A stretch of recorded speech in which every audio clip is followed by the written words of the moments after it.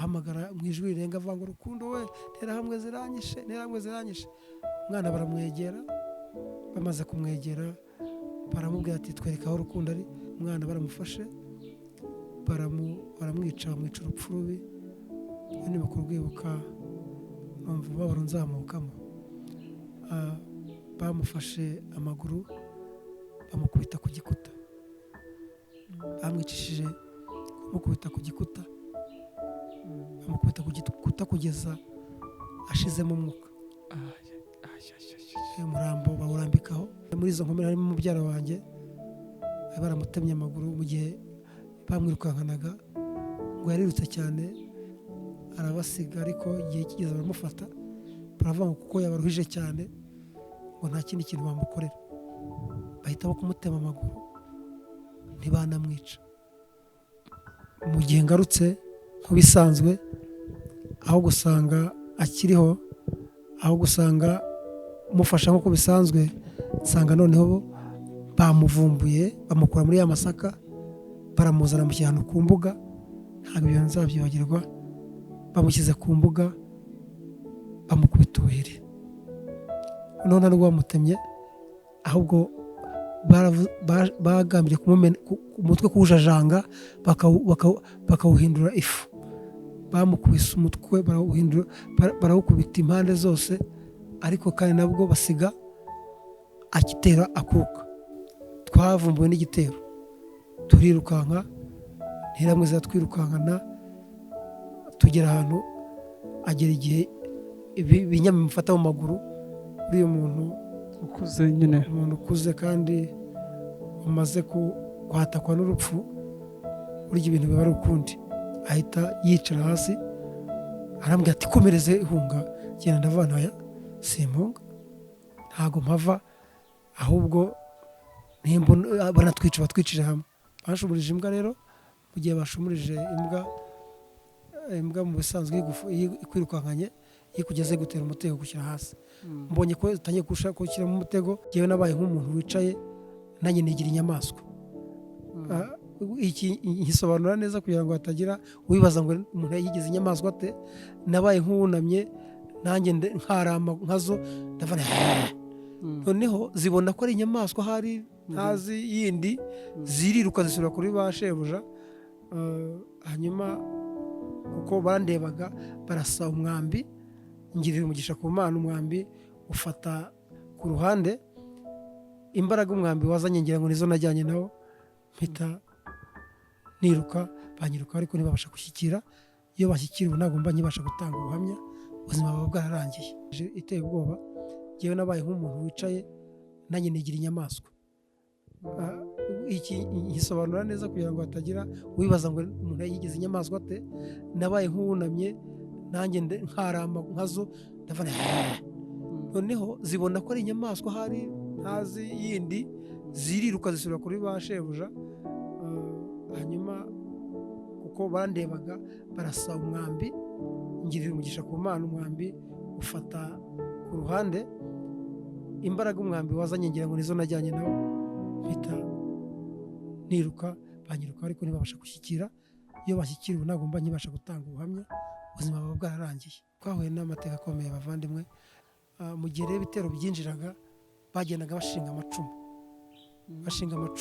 bashinga icumu hazamuka amaraso bakamenya ko harimo umuntu bagahita bahatazura bakamutemagura bavandimwe numvishe imirogo ikomeye abantu bakaboroga batema basaba imbabazi kandi ntihagire ubagirira imbabazi bandashe umwambi uraza aho niho umubyeyi mama niho yashoje urugendo rwe we abona ko ubuzima bwarangiye ahitamo gufata umwanya wo gusenga kugira ngo byibura atabaruka ariko ari mu mwanya umwe yasenze ayo makuru kugira ngo nyamenye nayabwiwe n'uwabashe kurokokamo wanyuze mu izo nterahamwe akamenengana akabasha kurokoka.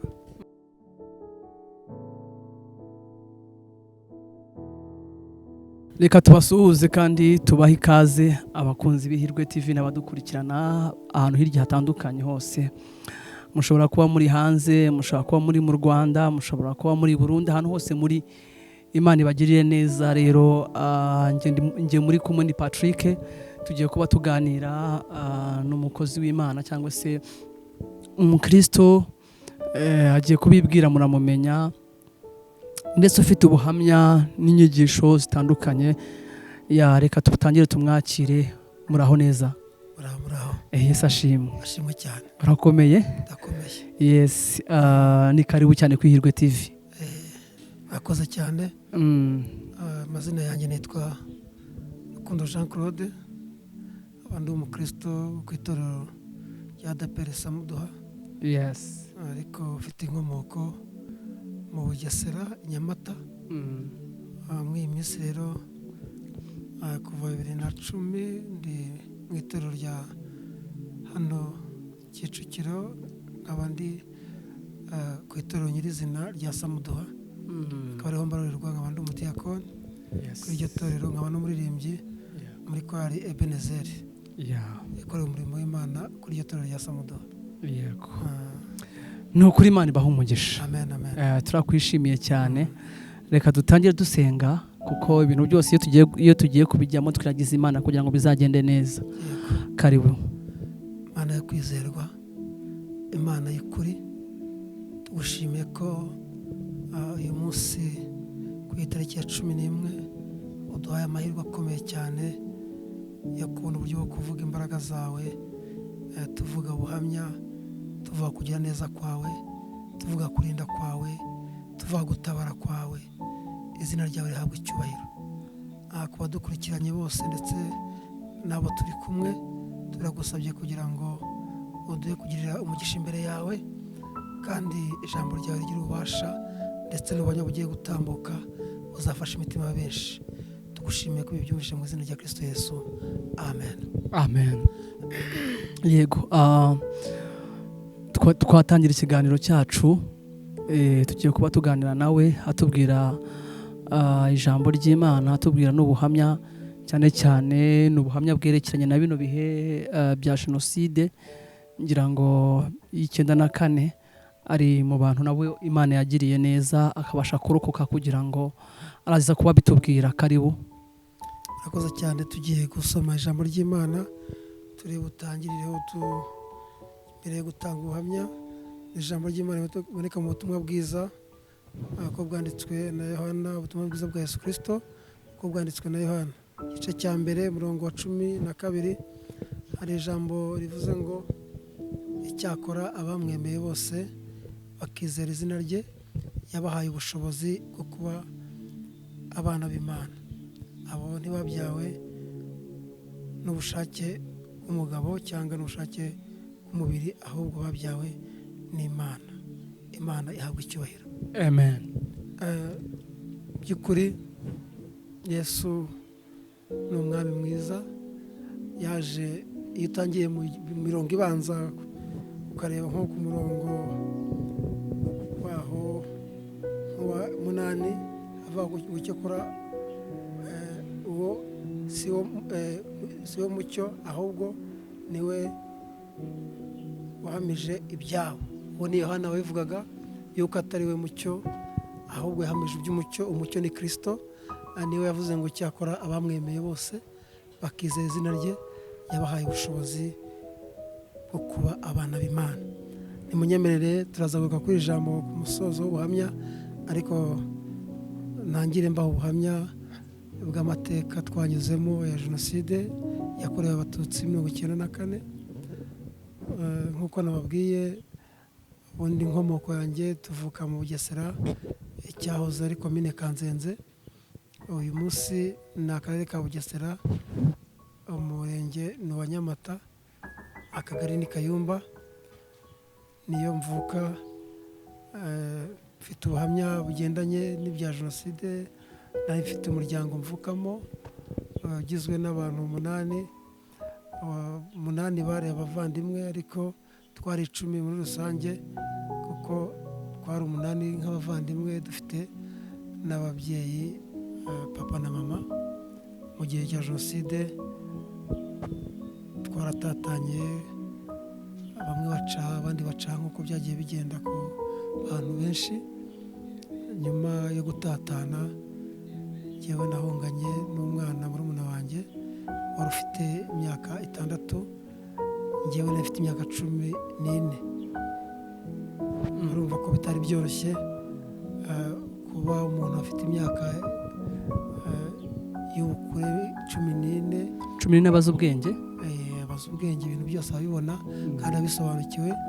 Hanyuma ariko nkabasha guhungana umwana w'imyaka 6 kandi biri ngombwa ko ngenda muhetse, kandi mu gihe kidasanzwe, mu gihe hari ubwicanyi bw'abantu b'abagabo bafite imbaraga, umusozi wose induru zivuga, hari bafite imbunda, bafite ibikoresho byose. Abasirikare baturutse igako baza gufasha interahamwe, biba ngombwa ko abantu batatana. Nibwo natandukanye n'ababyeyi, bacaha nanjye ncaha, nsigarana murumuna wanjye. Icyo gihe byari bigoye cyane, yari inzira ni ukuvuga ngo abasirikare baje kubarasa bari kumwe n'interahamwe. Icyo gihe interahamwe zizananiwe bitewe zananiwe kuko abantu babashije kwirwanaho barinda umutekano. Kandi icyo gihe kwirwanaho gute? ni ukuvuga ngo bari batanitandukanya. abo mu bwoko bw'abahutu bari bakiri muri Kayumba, bari bataramenya uko umugambi ucuze, bari bataritandukanya bari kumwe. K'uwo munsi rero nibwo bitandukanije, bamwe bakurikira interahamwe, bababwira ko atari bo bahigwa, abahigwa ari Abatutsi. Hanyuma dutandukana ubwo rero, bamwe bacaha abandi bacaha, cyane ko iby'amasasu nta nubwo abantu babimenyeye, n'amagrenade bararasaga abantu batereka data. Ibyo ni ibyuka, za grenade bakabyita gapote, icyo gihe niko babyitaga, ariko babyemezwa nuko abantu bagenda bagwa hasi, abantu bagwa hasi barimo bapfa. Hanyuma abasirikare bararasaga abantu bagwa hasi, interahamwe zikaza kubasonga. Wavuze ko icyo gihe abahutu bitandukanyije n'Abatutsi. Yego. Ubwo byagenze gute kugira ngo kwitandukanya? Bamwe bagiye ku ruhande rw'iburyo, abandi bajya ibumoso. Igitero cya mbere giteye muri kwa gutandukana, bo bamenye, bababwiye sinyare yuko atari bo bahigwa. Hanyuma uwo bafashe ntibamwice, ahubwo bagahita bamushyira mu bandi.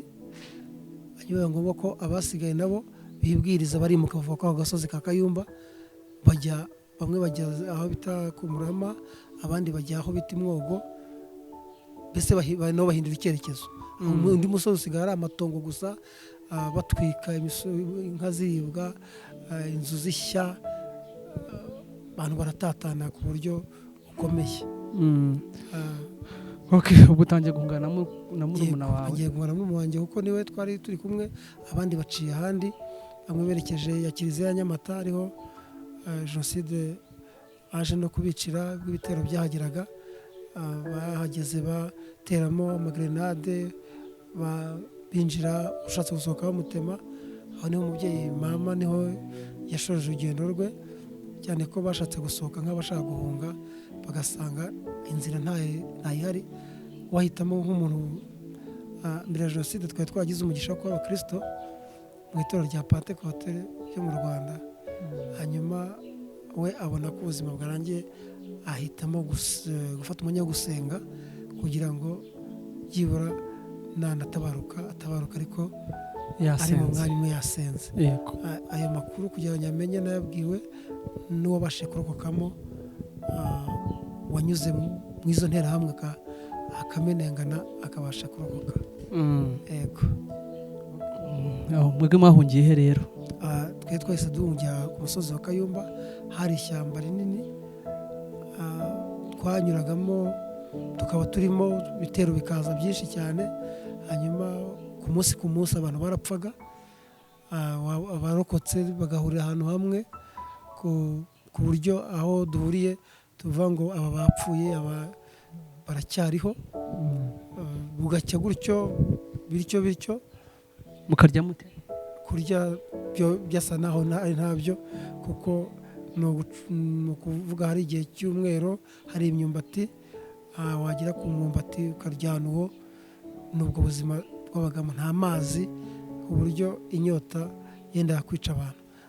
Amazi rero iyo twagiraga inyota twahuye n'amateka akomeye bavandimwe. Iyo twagiraga inyota ari nk'amazi yaretse ku rutare kandi umusozi wuzuye imirambo kuko abantu barapfa kandi nta kubashyingura.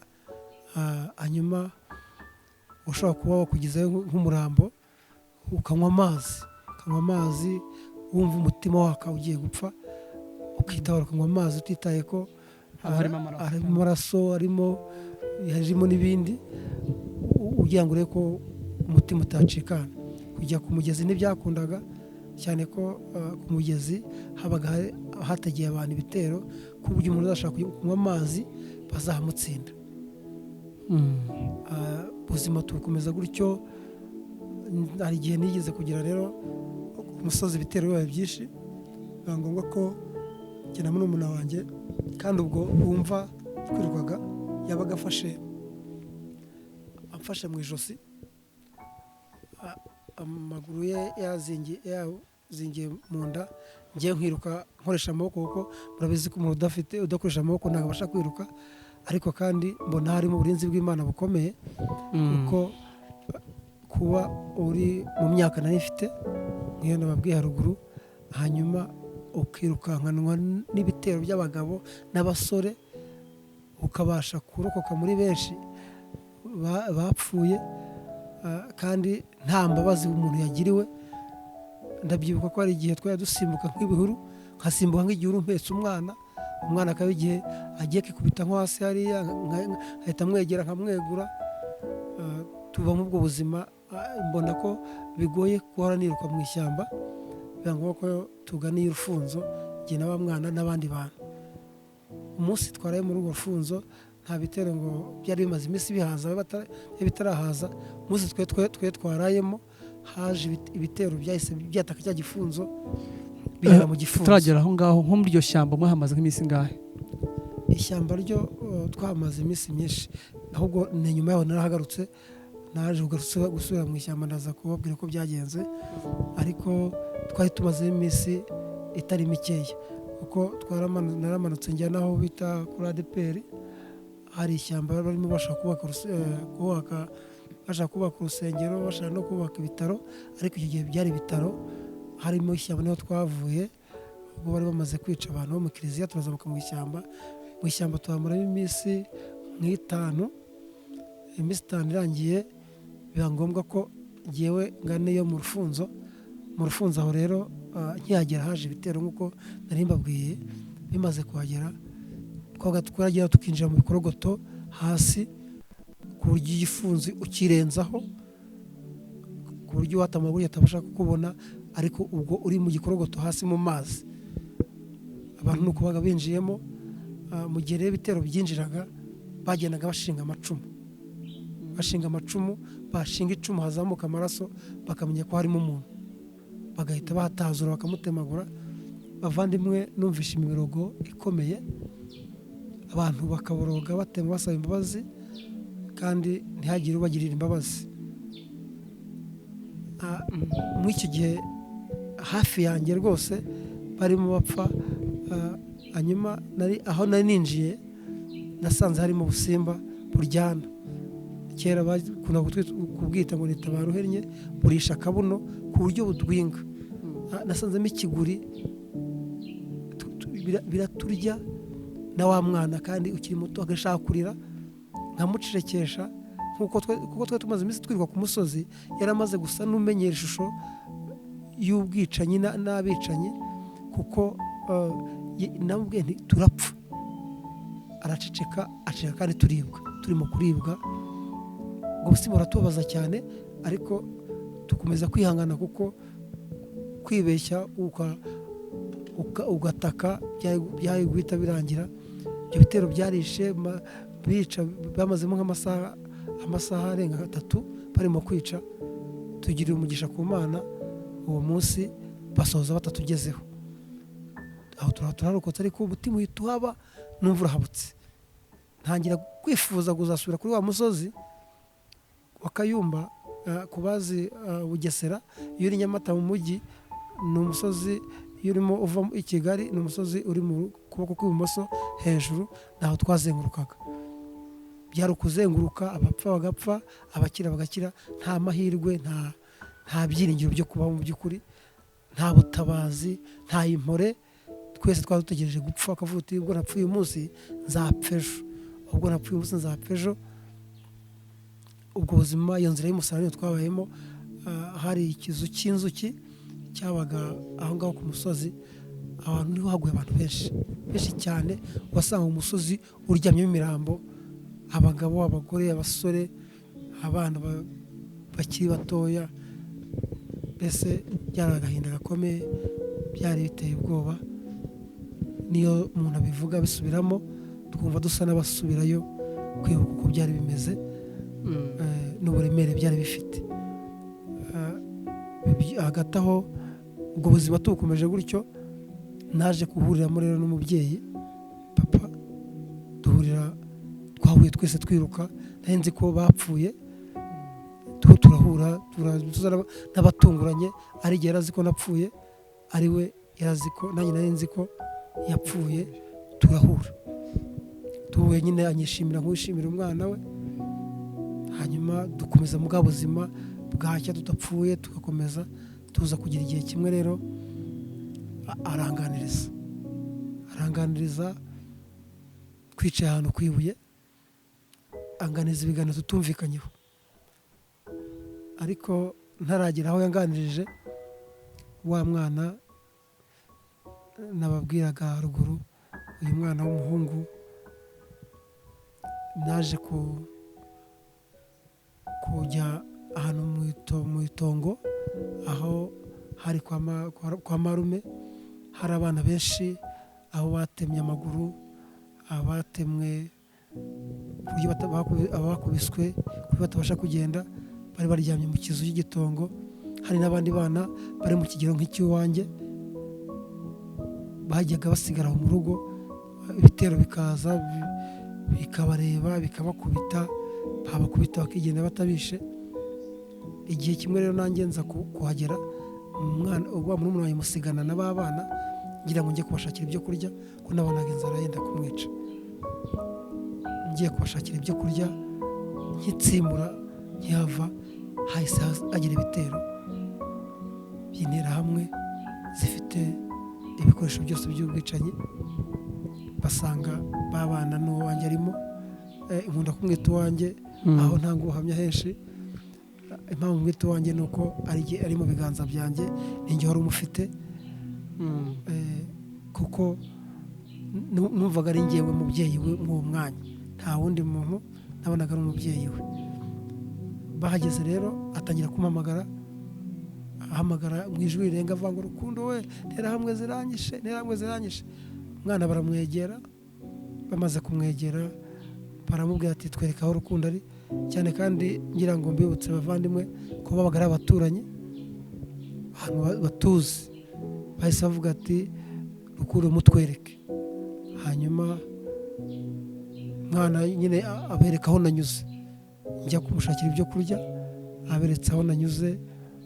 Barebye, barangaguje batambonye, baravuga ngo uyu mwana w'inyenzi abeshya kubi, ko n'ubundi inyenzi zose ni kimwe.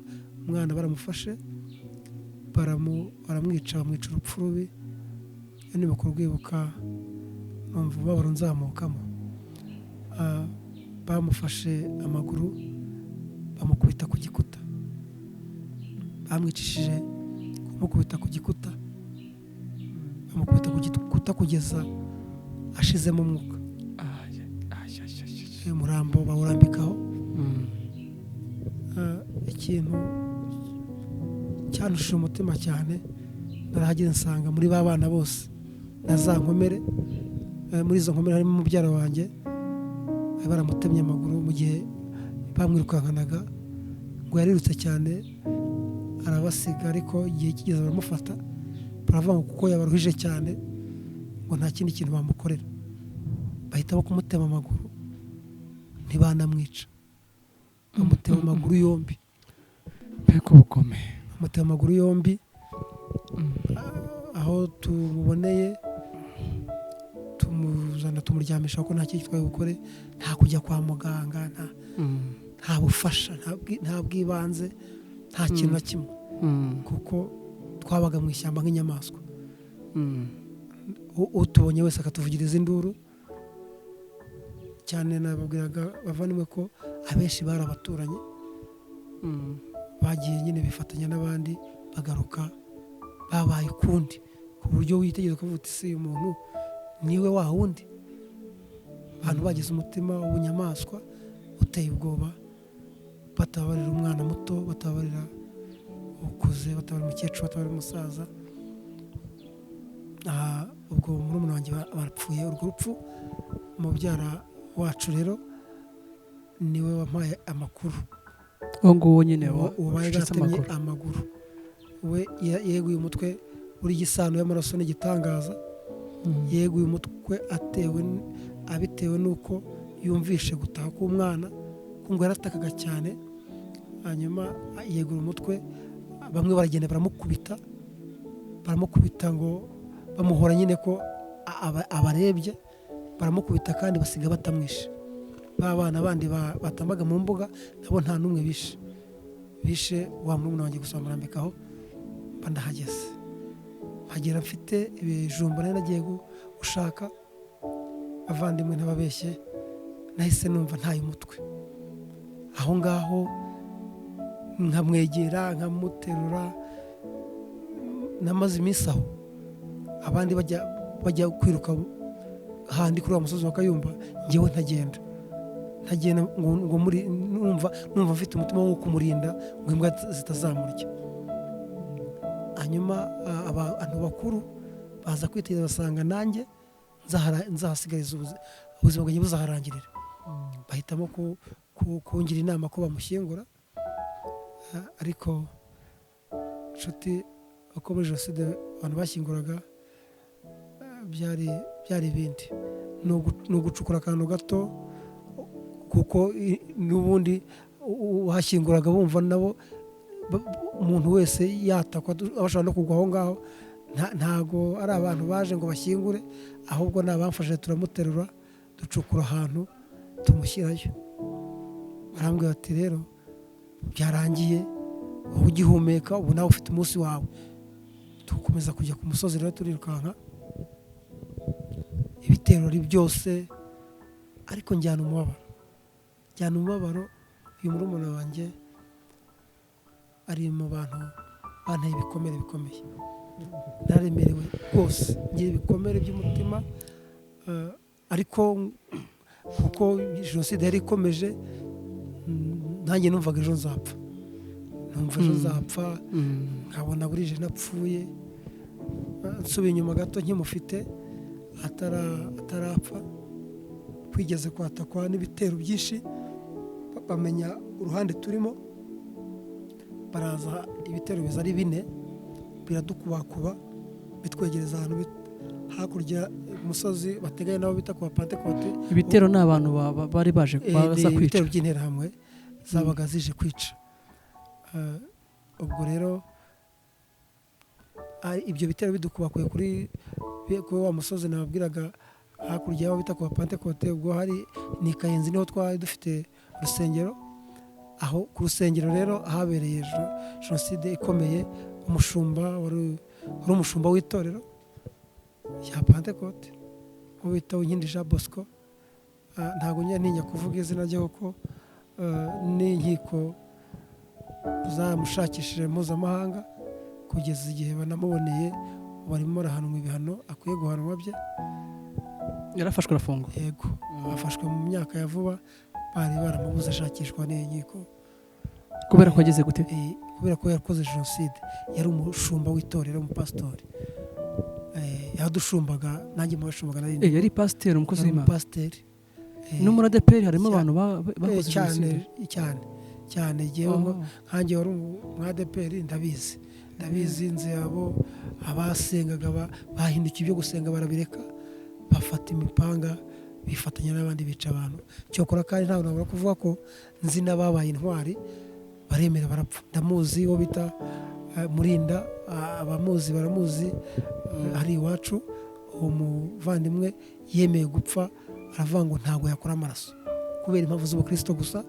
Aremera arapfa mu gihe kitari cyo gupfa kwe, kuko yapfuye we ari wo mu bwoko bw'abahutu, apfa harimo kwicwa abatutsi kubera ko yanze kwifatanya nabo, baramwica arapfa.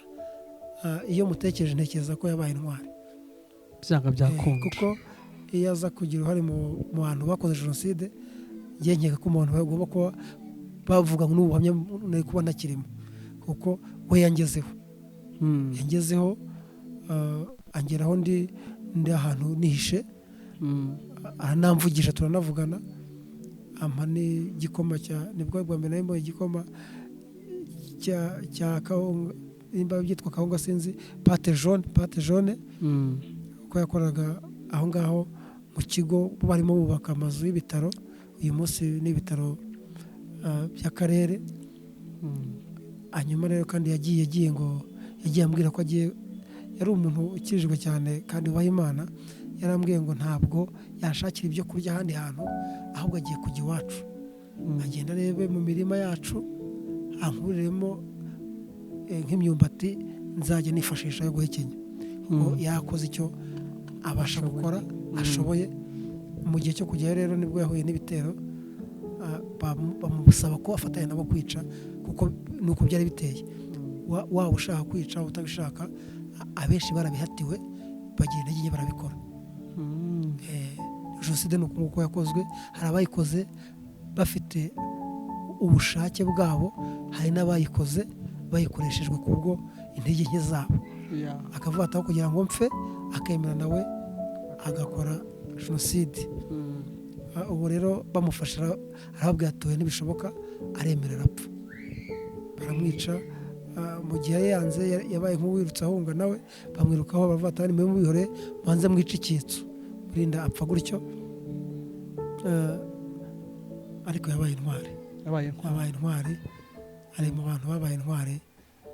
Yari umugabo, yari umugore, akiri n'umusore, yarimo arambagiza, yari mu gihe kirambagiza, avukurwa umubiri muri icyo gihe. nawe ubuzima bwe nawe burarangiye. Rero twakomeje ubuzima bwo kugenda twiruka. Hari igihe banyirukankanye jyewe ubwanjye, hanyuma hari abagabo bari abahigi mu buryo busanzwe, bahiga inyamaswa.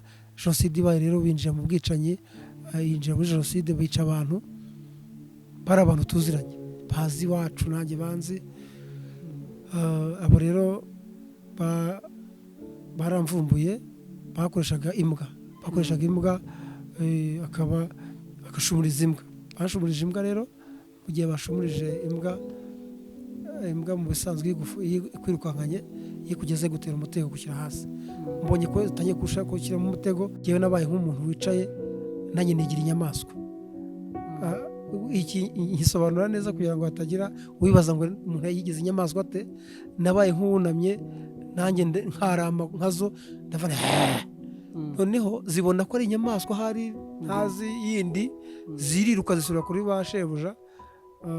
Hanyuma kuko bandebaga barasa umwambi, ngirira umugisha ku Mana, umwambi ufata ku ruhande, imbaraga umwambi wazanye ngira ngo nizo najyanye nawo, mpita niruka, banyiruka ariko ntibabasha gushyikira. Iyo bashyikiriwe ntabwo mba nkibasha gutanga ubuhamya, ubuzima buba bwararangiye. Nari nageze aho nahuye n'umubyeyi rero, niho ngiye kugaruka, turicarana, ambwira amagambo tutumvikanyeho. Ayo tumvikanyeho nuko yambwiye ngo we kandi yari ataragira ikibazo, wari wakamutemye, yari ikiri muzima. Arambwira ati jyewe rero ntabwo ndi busigare, ntabwo nzabaho. Arambwira ati ariko wowe uzabaho. Ibyo ntabwo twabyumvikanyeho, ko namubwiye ngo niye mpamvu uvuga ko nzabaho. Ambwiramo n'ikindi cya kabiri tutumvikanyeho. Arambwira ati nyokorome uramuzi? Ndavuga ntego.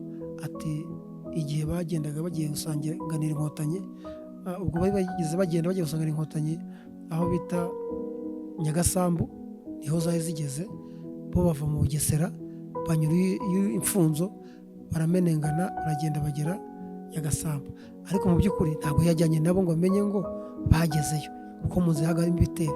Hanyuma rero arambwira ngo nyokorome we ariho yageze mu Nkotanyi, nta tumanaho yari afite ngo umenye ngo abibwiwe n'iki. Ndamubwira nti niyo mpamvu ushinyagura abantu bashobora kuba baraguye mu nzira. Arambwira ati tega amatwi nkubwire, arambwira ati wowe uzarokoka kandi nta wundi muntu muzabana, uzabana uwo nyokorome. Ntitwabyumvikanaho, ariko nshyira ku mutima wanjye ndavuga ngo ubwo avuze ko bazapfa, nanjye uhereye umunsi sinzongera kwiruka ngiye kure ye, aho bazamwicira nanjye nzagwa aho ngaho. Nagira ngo nibutse abantu bakurikiranye ubuhamya babwira ko nta muntu upfana n'undi. Ibyo nari niyemeje ntabwo byakunze, kuko mu gahe gato rwose turimo kuvugana twavumbuwe n'igitero, turirukanka ntiramwe twirukankana tugera ahantu agera igihe ibinyama bimufata mu maguru. Uriya muntu ukuze nyine, umuntu ukuze kandi umaze kwatakwa n'urupfu, burya ibintu biba ari ukundi. Ahita yicara hasi, arambwira ati komereze ihunga. Genda ndavuga ntaya simpunga, ntago mpava, ahubwo banatwica batwicire hamwe. Kuko urumva we yaricaye, nubwo nari mu myaka mito, umuntu wicaye uhagaze niwe muremure. Hanyuma no kuvuga ngo ngewe n'igihe babonye, hanyuma bandasa umwambi bakiri kure, bandasha umwambi uraza aho kumfata ufata ku ruhande, ufashe ku ruhande, ariko imbaraga umwambi wazanye nizo najyanye nanjye. Naherutse umwambuza utafashe, ngenda gutyo ndirukanka. Ikintu gitangaje ni uko bamunyuzeho ntibamubona, banyirukaho, ahubwo mwihindura bagaruka bamugeraho, baramutema mu mutwe, bamutema amaboko, ariko yari afite muswari irimo amafaranga, ayikora mu mufuka ayitereye. Umwe wo muri bo ayifasha, abandi bamwirukaho, bibwiraga ko hari yabatwara amafaranga, nubwo bakoraga ubwicanyi bari bafite n'umururumba. Basigara ko batamuhorahoje, niko babyitaga no guhorahoza. Basigara batamuhorahoje, batamwishe ngo ashiremo umwuka. Hanyuma kwa kundi nababwiye twari dutahuka, tukaza tuhageze mbona ntawe mbona, ariko mu gahe gato mbona araje, ariko avirirana, intoki ziregarega, umutwe bawutemaguye, bamutemye mu mutwe. Hanyuma ndangira ibiti byo mu ishyamba nzayamukandisha, ntangira kujya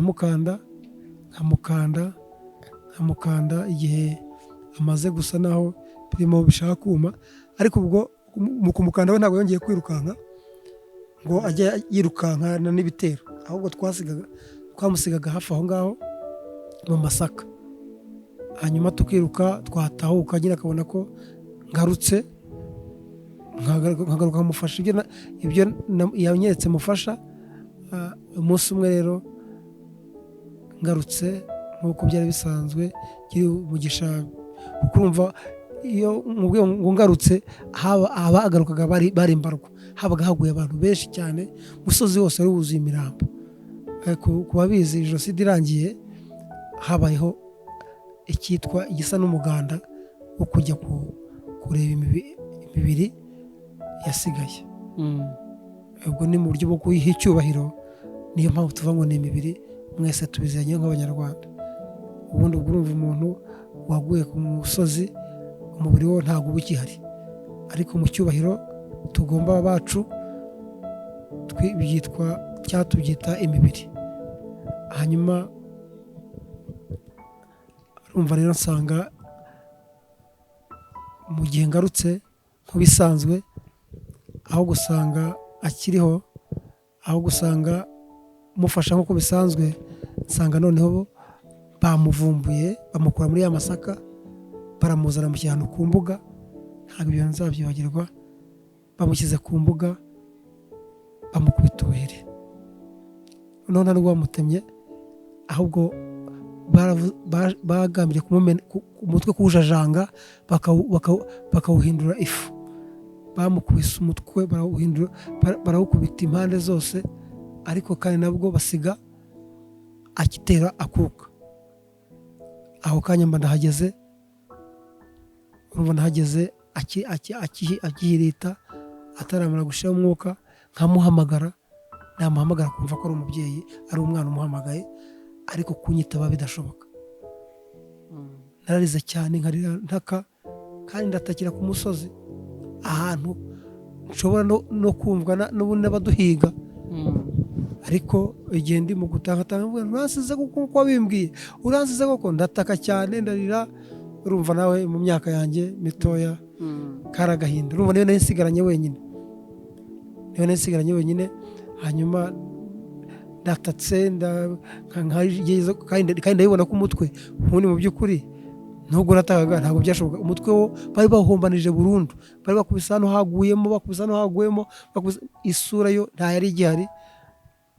Ngira ngo ahantu batari bakubise ni mu isura, iyi sura gutya. Ahandi hose bari bahakubise, nkamuvugisha akanyumva kunsubiza ntibishoboke, agasa no kuya akaboko kugira ngo numve ko anyumva. Hariho n'abarwaje abantu no mu bitaro bazabaha ubwo buhamya, hari ukuntu bigenda ugasa n'uhuze. Hanyuma rero yavuye mu mubiri, turi kumwe mwiyegamije ndimo kurira. Igihe kiva mu mubiri ndimo ndira, mvuze induru cyane, ahinguka umugabo umwe arambwira, turimo urataka kandi ibitero ubona bigeze hepfo hano, nimba umubyeyi wamaze gupfa dukomeze duhunge. Rero mu by'ukuri nta gihe twari dufite cyo kurira, nta gihe twari dufite cyo gutinda aho. Hanyuma mpita nibwira mu mutima, ndavuga ngo kuko ngiye gusiga ameze gutyo. Bavandimwe, ngiye namushyinguje ibishogoshogo, nafashe ibishogoshogo by'ibishyimbo, hanyuma ibyo bishogoshogo aba ari byo murenzaho, ariko nari mbanje kumukora mu mifuka, mukuramo indangamuntu. Hanyuma mfata bya bishogoshogo, kandi ubwo byari bwangu bimurundaho, nuko nashyinguye umubyeyi wanjye. Hanyuma dukomeza turirukanka, umunsi tugira amahirwe turarokoka, ariko ubwo umuryango wanjye ushize, ubwo ntangira ubuzima rero bwo kwiruka nanjye. Ni ukuvuga ngo mama wawe arapfuye, n'abavandimwe bari bapfuye bose. Ubu mbese muri rusange njyewe ndasigaye ndi umwe. Abantu 10? Ubwo ni abantu nyine 10, ntabwo ari 10, wumva njye n'igihe wasigaye. N'igihe jyenyine, kandi usibye n'iwacu mu nzu no muri famiye, iwabo wa data ni njyewe uriho. Kuko iwacu ubundi papa avuka Inyange ku Kibuye, hamwe mubizi mwese ko habaye jenoside nayo ikomeye, aho babaye icya tingatinga cya torotoro ko bayita icyo gihe, yaje ifoto kiliziya irayirimbura yibashyira hejuru. Umuryango we wa data nuko warangiye, urangira we burundu. Ba data wacu n'abana babo bose nuko byarangiye. Ubwo nko mu muryango wose ubwo ni njyewe, ariko kandi ubwo nongeraho n'abana banjye ndimo kubyara mu imisi. Urumva ni humure, Imana irimo kugenda amashami aragenda ashibuka, ariko ubwo turacyari mu nzira y'umusaraba ya jenoside, niho tukiri. Njya gusoza ndababwira uburyo numva nejejwe nuko ndimo kubyara nanjye. Hanyuma rero urumva dukomeje kuba mu ubwo buzima, ariko ubwo turi mu ubwo buzima niko n'inkotanyi zarimo zihatanira kugira ngo ziturokore, cyane ko mu gihugu hose jenoside yari irimo ikorwa, kandi inkotanyi zibizi ko ikorwa, bagamije kugenda barokora abantu batandukanye. Nk'uko nababwiye haruguru, ni ukuvuga ko hariya za Masaka bari bamaze kuba bahafite, na hariya hirya ya Gasambu wa marume nk'uko papa yabimbwiraga yari yaragezeyo ariyo, naje kubimenya neza ari uko jenoside irangiye duhuye twaje kubana. Mu by'ukuri njya nibaza ngo yabibwirwa n'iki, iryo ni Yesu. ngira ngo wenda yarasengaga yarerekwaga yari umukristo, twari abakristo ba Panekote, kandi Imana rwose yari yaduteguye neza. Ntabwo nshidikanya rwose ko ababyeyi banjye n'abavandimwe baruhukiye mu mahoro, nubwo bishwe ugashinyaguro, ariko Imana yarabishyiriye. Ubuzima rero burakomeje, ariko urugamba rwo kubohora igihugu rukomeje no kurokora abantu twaje kugerwaho natwe mu karere k'Ubugesera. Biba ngombwa ko ingabo zaho zari zarapiye zihasesekara. Rya shyamba nahoze mbabwira rya Kayumba, iryo niryo ryaje gufata, ahubwo twumvishe ibintu bidasanzwe, twumva imbunda, amabombe, ibintu turavuga noneho rero mbanza baduhuruje n'abandi baje kuturimbura.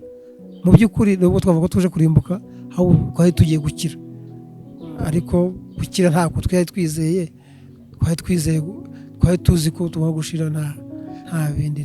Ese nk'icyo gihe wumvaga umutima wawe umeze ute? Wavuga umeze ute muri wowe? Umutima wumvaga uriho, wumvaga mudu yawe wabaga urimo n'inkuru? Mu kuriho numvaga nzapfa ejo, nkumva n'ejo nzapfa, nta byiringiro byo kuba. Ariko nsubiye inyuma gato, Imana yo yaravuganye nanjye, ariko ndi umwana sinabyitaho. Nigeze kugira inzozi zigera muri 3, inzozi ziza mu bihe bitatu. Iza mbere zaje zinyereka, urebye izo nzozi nabonaga zarushanyaga jenoside igiye kubaho, ariko sinabisobanukirwa kuko nabibwiraga ababyeyi bati zaziteye kuri izo nzozi. Nabonaga nk'abantu imbere, kuko ujya ureba ekara nkabona abantu imbere, nk'uko iyo umuntu ari kuri televiziyo abona abantu imbere, abandi nkabona ab'inyuma baragenda bica bari imbere babakubita ibintu. Noneho nabisobanuza iwacu bakambwira bati ibyo bintu hari umuntu wabibwiye? Ni oya. Bati rero nimba nta muntu wabibwiye ntuzagire umuntu ugira gute ubibwira. Mu by'ukuri koko nta muntu wabibwiye, ariko igihe sisobanukiwe bivuze iki. Ku nshuro ya kabiri izo nzozi ziza zinyereka umuturanyi wacu, ko dufite umuturanyi witwa Larissa, nawe yari mu bahigwa, ariko urumva ibyo guhigwa twari turanabimenya. Hanyuma bahita bambwira bati rero wongeye warose, ari umuntu wabibwiye? Ntuzagire umuntu ubibwira. Ntiyego. Ku nshuro ya gatatu rero zaje zitareba abaturanyi, zitareba abantu rusange, ziza zireba iwacu. Muri make kuba uyu munsi ndiho, Imana yabinyujije mu buryo bw'inzozi, ariko sinabimenya kuko nabonye abantu bose bajyanwa mu ijuru, iwacu bajyanwa mu ijuru, iwacu mu rugo, abana bose n'ababyeyi. Hanyuma mbona ngo ni njyewe usigaye, ndarira cyane muri izo nzozi. Hanyuma mama w'umukristo aza kumumuriza avuga ati mwana wanjye humura, nawe tuzajyana mu ijuru. Ihumure ry'umubyeyi riramfata, ariko tugiye mu materaniro yabaga ku mugoroba y'icyumba, umwana w'imyaka 6 aza abwira se atakarwa, avuga ngo papa, ngo nabonye tujya mu ijuru, ngo we na mukecuru, ngo hanyuma kandi ngo niba wari urukundo nabo bose twajyanye mu ijuru, usibye urukundo niwe wasigaye. Ubwo ni wowe? Ni jyewe urukundo, ngo ni jye wasigaye. Hanyuma ndebana na mama mu kumureba, icyo twari tuvuganye ko ibyo yampumurije atari byo, bagiye kujya mu ijuru, njyewe wasigaye. Mu by'ukuri bavandimwe, mu bintu byaremereye umutima wanjye bikangora, ntabwo ngewe n'igihe ngira amashimwe y'uko narokotse, ntayo nigeze ngira, ahubwo nagize umubabaro. Numvaga nkwiye kuba naragiye mu bagiye, ariko icyo natekereza hasi cy'Imana yatekerezaga, ibyo nibwira hasi by'Imana yibwiraga. Hanyuma rero warokotse ute? Rero waje kurokoka gute, kumva ko urokotse utagipfuye?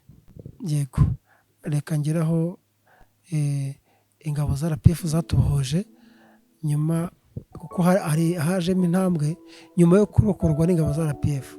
Ntabwo ngira ibyiringiro byo kubaho, kandi mu by'ukuri twari twabohojwe, niko inyito yitwaga, kwari ukutubohoza, kandi kuko twari tubohojwe mu maboko y'abatugirira nabi. Iki gihe hatabaye ingabo za RPF zari ziyobowe na Fande Bingira, niwe watabaye akarere k'Ubugesera. Hanyuma biba ngombwa ko badushakisha, bafata umugabo umwe bamutwoherezamo kugira ngo aze kutureba ko badukurikira, tukiruka tugahunga, kandi badushaka kudukiza. Badukurikira tukiruka, kudufata rero birabagora, kandi bashaka kudukiza. Biba ngombwa ko bafata umwe wo mu bacu, n'ubundi bamudutumaho, tugende babwire ko iz'amarere zahageze. Hanyuma baraza. Ari nka bangahe? Twari dusigaye turi bake pe, dusigaye turi bake kuko ntago bari barenze abantu 30 ku musozi wuzuye abantu. Urumva abandi bagiye bari mu mfunzo hirya no hino, ku musozi aho n'iryo tsinda nari ndimo twari bake cyane, twari mu mubare. Hanyuma biba ngombwa ko rero tugenda tuhajye, ariko mbere ko tugenda umugabo umwe wanje kugenda aravuga ati ngewe kanjye kubarebera ko ari byo, nimba babishanyijeho ati ngewe baranyicanisha umuntu. Uwo mugabo n'igitangaza, yabaye akigera hafi y'inkotanyi, aravuga ati fasha hasi ibyo ufite. Abifasha hasi. Urumva niyo ari kuba umurwayi nawe kuturwanirira, yari amaze gufasha hasi ibyo yari afite, ariko yaje atubwira ati ariko nabyitegereje, ati mbona ntagipfuye, ati mbona bambaye ukundi, mbona nta bana bakuze neza. Nuko araza aratubwira ati nimuze tugende. Yabivuze ahita yaje areba umuvandimwe we, ahita amubwira ati tugende, nadukurikira dutyo. Tugira amahirwe rero batukura mu ishyamba, batumanura mu mujyi wa Nyamata, tujya aho bita kwa Mingeti, yari home. Tujyayo, ariko nari mbabwiye ko nubwo byagenze bityo, ngewe uyu muvugana sinigiye ngira ibyiringiro byo kubaho, numva nzapfa ejo. Nari nzi ko ubwo duhuye n'inkotanyi tugiye guhita dukomeza tukigira i Bugande. Igihugu rero gitakarije icyizere, numvaga atari kitagiye cyacu, numvaga dukwiye gukomeza.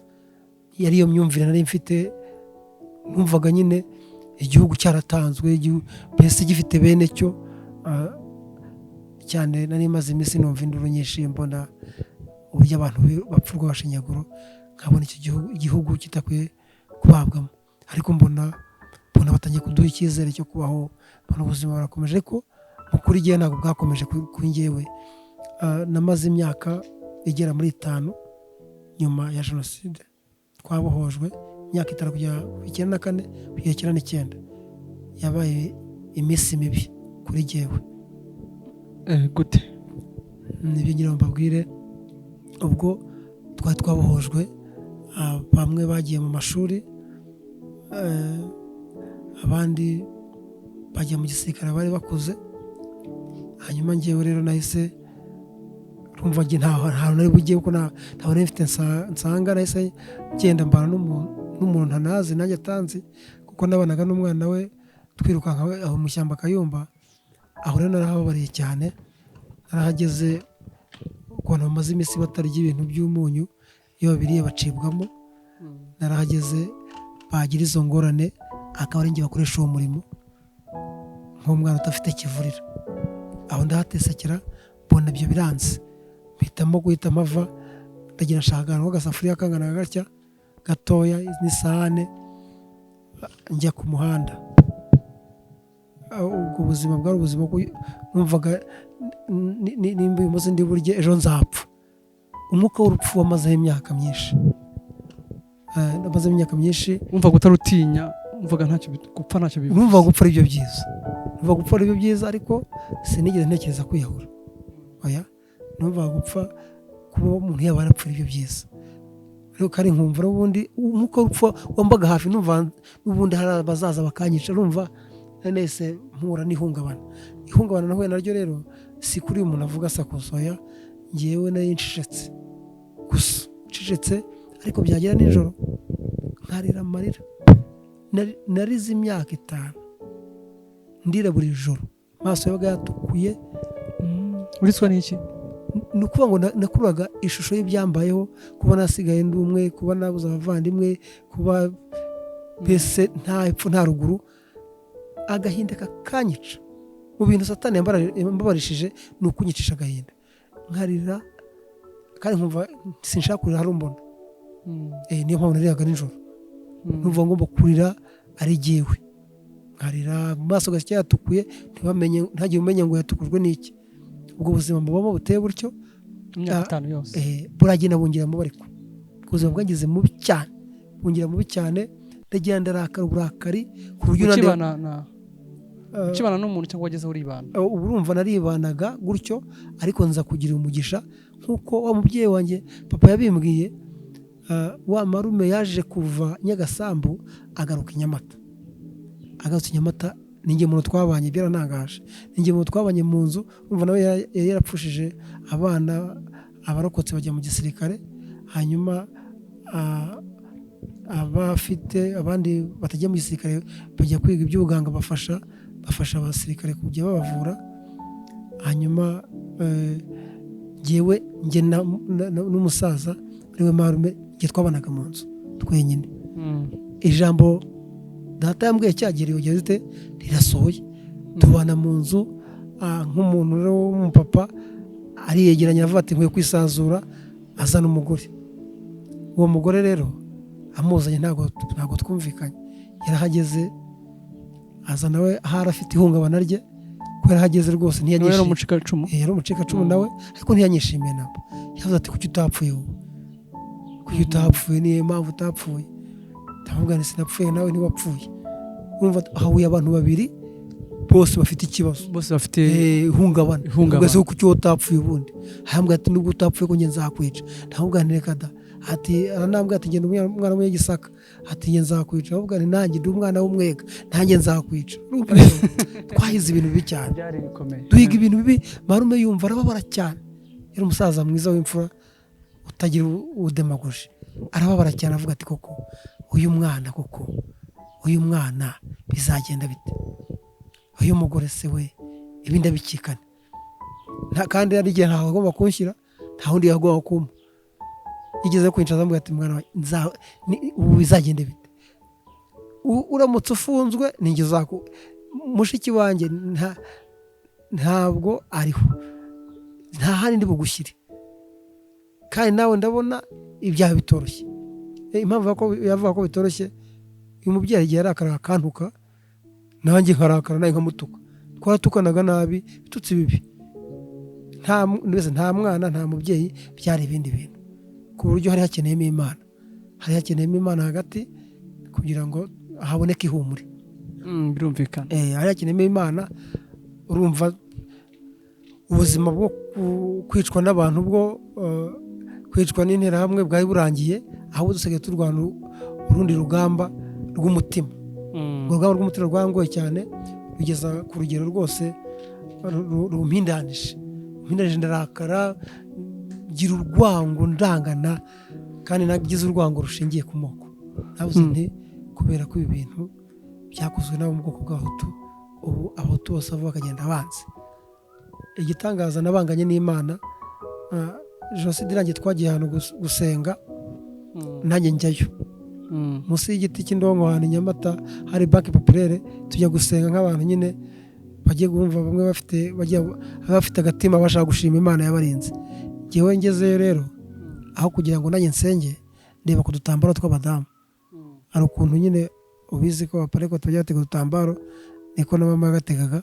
Ndeba ku dutambaro tw'abadamu, mpita yibuka yose ingarukamo, ndavuga ngo iri teraniro bamara yarakwiye kuba ririmo, abamwishe ni bande. Niko jye niyibukije, bamwishe ni bande, bandabibutse ko ari abo mu bwoko bw'Abahutu. ndavuga nti uhereye uyu munsi, icyo gihe navuze ikintu gikomeye, nababwiye ngo Mana, ari impamvu navuze iri jambo ngiye kubabwira. Nkiri muto Imana arumva yajyaga insura mu buryo bw'inzozi, noneho ndabibwira ngo uhereye uyu munsi ntuzaye kuvugana nanjye. Ubwo nabwiraga Imana, ntuzaye kuvugana nanjye, uri umugome, ndakubonye urema abicanyi bakica abantu. Uhereye uyu munsi ndakwanze kandi nkwanganye n'Abahutu bawe. Niko nabyise. Iyo utangubonye dukwiye kuvugisha ukuri kw'ibintu byatubayeho n'ibyo twavuze.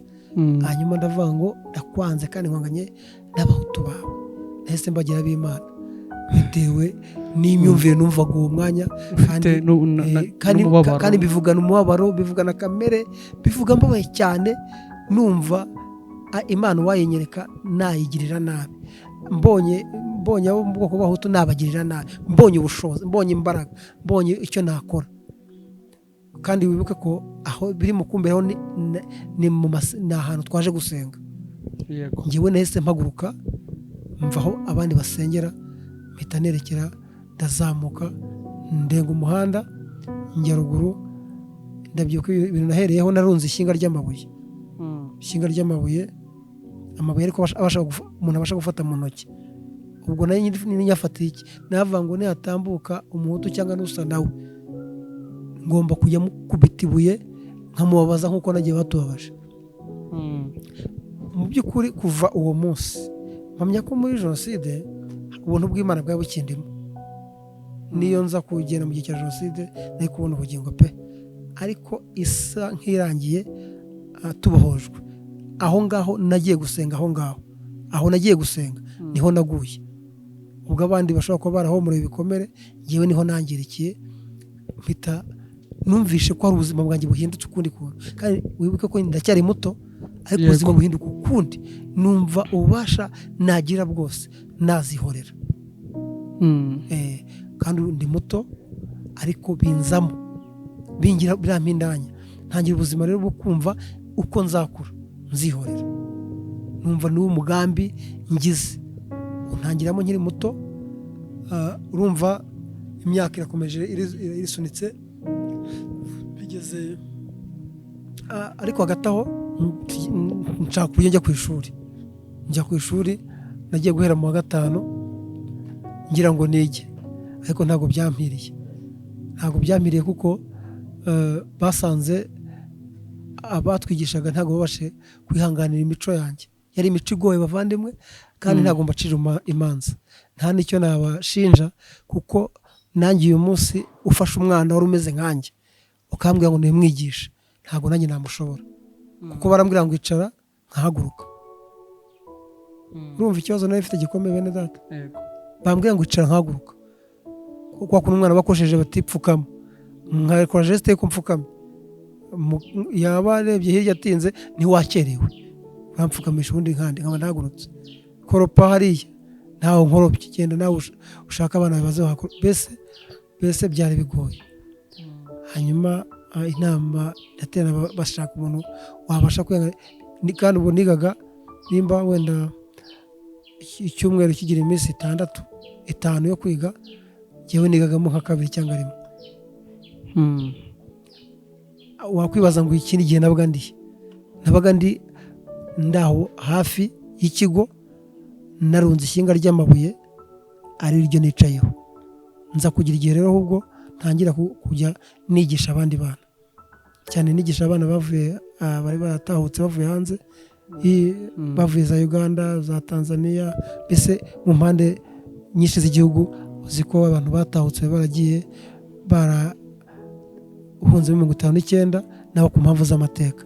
Abo bana n'ababigisha nkababwira ngo ba nyirasenge basize mu Rwanda, ababishe ndabazi, ba nyirarume ababishe ndabazi. Abana bafata umwanya wo kunyumva, nsa naho mbakuye no mu ishuri. Hanyuma mpita ngira itsinda ry'abana benshi bamfasha gutera amabuye, hanyuma biba ngombwa ko byose bikoraga bitewe nuko nari mbitewe n'urwango rukomeye, hanyuma kandi n'ibikomere bijojora rwose. Hanyuma birangira rero n'abantu babijyanye kujya bigisha, abana begeranya nkayambereka nyine, nkabereka ko nawe nabazi, kandi mu by'ukuri abona nabereka nta nubwo nabaga mbazi. Nabaga mbazi, bahagara abantu mbonye batambutse gusa. Hanyuma waje kuriva muri ishuri ryo yarananiye, ntabwo byashobotse. Hanyuma abana rero ababyeyi bashaka kuba barabimenye babo, biba ngombwa ko bashaka uburyo haza abadukangara. Nabyibuka ko haje umusirikare ufite abandi ayoboye, baza kudukangara nyine kuko byari biteje umutekano muke muri rusange. ariko ntabwo intego zanyu muri mwakazigeraho. Intego yawe ntabwo intego yanjye nabonaga ntarayigeraho neza, kuko nimba natera nk'ibuye nkamena agacuma numvaga nkeneye no kumena umutwe. Urumva rero nari ntarajya ku byo nshaka, umugambi wanjye utaragerwaho nari mfite muri jyewe. Hanyuma baraza badukangara rero abandi bana barirukira. Birutse rero babona uwo mwafanda abona hari umwana utiruka. Uwo mwana utiruka yari jyewe. Agerageza kunyegera ngo yumve nk'umuntu mukuru, yabonye ko mfite ikibazo. Aranyegera aho kugira ngo musubize ibyo ambaza. Yambaza ati ni iki gituma akora ibi? Nkamubwira nti ahubwo keretse wampa iyo mbunda yawe nkabarasa. Akumva ibintu mvuga ntibijyanye n'ibyo ambaza. Abonye ikibazo mfite kandi akazi kari gakomeje ko gucunga umutekano, ansigira umusirikare umwe wo kugira ngo ajye ambuza gutera babana amabuye. Uyu musirikare wari mutera babandi n'abandi bateraga amabuye. Nateraga, urumva hari hafi y'ahantu hafungiye abantu n'undi bakoze jenoside. Noneho jyewe nagiye hafi yaho, aba bagemuriye nibo narebanaga nabo. Nari ngamije kugira ngo nkavuga ngo ubwo ntigeze tugiye tubona uburyo tunywa amazi, nabo ntibakayanywa, ntibakanywa amazi ko natwe twarayabuze, ntibakarye kuko twabuze ibyo kurya. Wibuke ko ibyo ndi mu myaka 14, ko hari hakiri 1994, twari tukiri, urumva twari tugeze nko mu kwezi nk'ukwa 9, 10 gutyo. Nuko birangira rero wa musirikare bamusigiye. Uyu musirikare nawe ntekereza ko aba yagihumeka, yarakwiye nawe guhura n'Imana, ku mpamvu z'uko twaraganiye nawe, ambwira agahinda ke. Mu by'ukuri nawe yari afite agahinda, ntekereza ko kabimuteye nawe.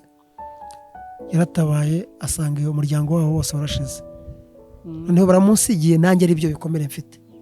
Aranyegera turaganira, arambwira ati sha, ati nuko bidashoboka, ati ubundi twakabije natwe. Ahambwa ati ariko ntibishoboka, ati nubwo nafite imbunda ibyo wowe wivugisha ngo uwayigwa, ntabwo twemerewe kwihorera. Ariko mfite umubabaro ukomeye, nasanze barashize. Ati none rero nzajya nijijisha ndebe hirya, ati byibura ugira utera ibuye, ati ntacyo, dukora ibyo dushoboye, ibindi byo ntibishoboka. Ndamuganiriza nabwo yaze kuki bidashoboka umuntu nkawe ufite imbunda. Arambwira ati reka ntibyemewe. Arambwira ati ntibyemewe, ubigerageje yapfa mbere yuko abikora. Utuyoboye ntabwo yemera kwihorera. Cyane yari arimo ashaka kuvuga wari umugaba mukuru w'ingabo yari Paul Kagame icyo gihe. Hanyuma akavuga ko rero bitemewe, kandi koko yari afite imbunda kandi yari afite agahinda nk'akanjye. Yashobora kuba yabikora, ariko agatinya yuko ari itegeko ritemera kwihorera. Niyo mpamvu abantu bavuga ngo double jenoside, abo ibyo bavuga ntibabizi, bavuga ibintu batazi. Kagame yahagaze mu cyuho, twebwe ku rwacu ruhande nk'abacitse ku icumu twabonaga yatubangamiye. Mukuri twabonaga yatubangamiye. Cyokora ku inshuro ya 30 yavuze ijambo ritangaje, nayo ndaryumva numva jaremereye. Yavuze ati twabasabye igikomeye, mwarakoze ko mwemeye kugitanga. Ni ukuri nanjye mpamanya n'iryo jambo rye, twasabwe ikintu gikomeye. Ariko njye numva ashaka kubwira abantu ko icyo cyari gikomeye, habonetse Imana ikidushoboza. Icyo cyari kitoroshye, habonetse Imana ikidushoboza. Niyo mpamvu uyu munsi hariho u Rwanda n'Abanyarwanda muri rusange bo mu moko atandukanye. Uyu munsi tukaba turi Abanyarwanda twese, ariko bidakuyeho amateka tuzi twabayemo yatugize imfubyi. Hanyuma uri kumwe n'uwo musirikare, igihe kirangira arataha. Nanjye ntabwo nagombaga, naratahaga nkazazinduka nkagaruka. Hari ku kigo cy'ishuri nkagaruka. Abaturage bamari bamaze kumenya ko bamaze kumenya, bakabinyurira hirya uko bava atarara umwana ushobora kuba afite ikibazo. Noneho rero icyagikomeye, iyo hagiraga umuntu wenda ntari hafi y'iryo shyinga ry'ibuye akabura nanjye bisanzwe ntambuka akambwira ati mwiriwe, aho kumusubiza urabizi ko umuco w'abanyarwanda urabwiye ngo mwiriwe uramubwira uti yego cyangwa se mwaramutse tuti mwaramutse namwe. Njyewe rero ntabwo ariko nasubizaga, abavandimwe nasubizaga ibintu biremereye buri ikiri mu muntu icyo gisohoka, leta ahubwo ntiharamutse mwebwe nimwe mwaramutse mwogashiramwe. Ubwo kandi byabaga ari uko umutima umbwiye ngo uwo muntu ni umuhutu, nahitaga musubiza nabi, yaba umubyeyi nkamubwira nti hiriwe na byene wanyu, mbese navugaga nabi rwose, nabi cyane, kandi mbikomora muri ya mateka ya bya bikomere. Iyo nibukaga rero murumuna wanjye nahoze mbabwira, we nahitaga ubuzima bwanjye buhagarara. Nimba hari umuntu undi uruhande, ubwo twabaga dukimbirana kandi tugakimbira atazi inkomoko y'ibyo bintu. Nageze igihe urwango runzamuka cyane, numva nkwiye kujya nganira n'incike, umuntu utagira umuntu umwe, umubyeyi wabyaye abana bagapfa bose n'umugabo agapfa asigaye wenyine, ubu rero twavugana. Urumva narahungabanye bikomeye, imfubyi yasigaye yonyine nkanjye, iyo nashaka ko tuvugana ubwo kumbwira ko waturutse ibunaka ufite umuryango, ntawe kwishimira nkwisanzureho. 98 nari maze kugira imyaka 18, nibwira umutima wanjye, nigira inama, ndavugana ariko niki nakora ngo nzihorere. Urumva nabikuranye ubuzima bugoye, mbaho bigoye, nkarya bigoye. Ariya kwa marume nakubwiraga, urumva maze gusezerana n'uwo mubyeyi gutyo, nahise nibwiye nama umutima ko nazongera kurya ibyo kurya ampaye. Urumva byari ubuye gutekereza ngo ko yampumanya, ndabyanga, ariko mbyanga ntavuye, nabirya ku mbaraga bavandimwe. Narinjiraga wenda nk'ibishyimbo bihiye, nkahita mwigizayo nkakubitamo nk'igisorori, nkashyiramo umunyu nkarya ibyo, mbese naryaga ntunguranye. Ari nk'ikihebe mbese? Narya ntunguranye, kandi ubwo witambitse nabaga nahutaza. Uriya mubyeyi nawe namubaniye nabi, namubaniye nabi rwose. Aracyariho? Aracyariho. Namubaniye nabi, nawe yari afite ibikomere, nawe ntabwo yambaniye neza. Nawe ntiyambaniye neza, tujya tubiganiraho. Tujya tubiganiraho, muganira umubyeyi, burya Yesu yaje kuntabara, ariko nagiye nkubangamira. Urumva mvuga uruhare rwanjye, kuko burya umubyeyi uko byagenda kose uruhare rwanjye nibwo nkunda kuvuga. Ntabwo mujya imbere nkamubwira ngo nawe wagize gutya, ariko nawe yari afite ibikomere, nawe ko arabangamiranaga muri rusange. Tuza gusezerana isezerano ribi cyane, ngewe narivuzeho haruguru, aho twasezeranye kumwe muri twe azica undi. Kandi ibyo bintu burya ijambo umuntu avuze Imana iraryandika. Ijambo, ikintu bita ijambo, muzacyitondere. Ijambo ni ikintu kibi, ikintu kiremereye. Iyo uvuze kugira neza, Imana yabikurikirana. Iyo uvuze kugira nabi, nabyo irabyandika ikamenya aho izagukurikirana. Urumva rero ubuzima nk'ubuye ko ubwo buzima 98 rero bita ntekereza uburyo nashaka ubundi bufasha bwo kugira ngo nzihorere. Ubwo ndimo ndaza gusatira kubereka ahantu Imana yansanze. Ahantu Imana yansanze, aho yo mageze nkunda kuhatinda, kuko cyane si ukuhatinda ngo mfate igihe kinini, ahubwo ni ukuhatsindagira ngo mbereke imbaraga z'Imana. Urumva umuntu wakuze atyo, byari nk'ubwihebe mugani, byabaga ari nko kwiheba ibintu byose wumvugishije. Nageze igihe rero numva nkwiye kubabaza ngo Imana, aba ariko mbyibwira ngo numva ashaka kubabaza Imana. Icyaha cyaba gikomeye ni ikihe Imana yanga? Usanga birivuga ko ari ubusambanyi cyangwa se ubwicanyi. Iyo ngeze arambwira abantu ko Imana ishobora kurinda umuntu, ikamurinda ashaka kugira nabi ntagire nabi, ikanamurinda ashaka gusambana ntasambane, kuko gihe byambayeho. Nagiye nshaka gusambana ntabwo kandi byakunda, nashaka kubabaza Imana gusa. Numva ashaka kubabaza Imana gusa, kandi mu by'ukuri naribeshyaga, kuko ingaruka nigeze ayikuzaho. Ariko urukundo rw'Imana rwo rukurikirana umuntu.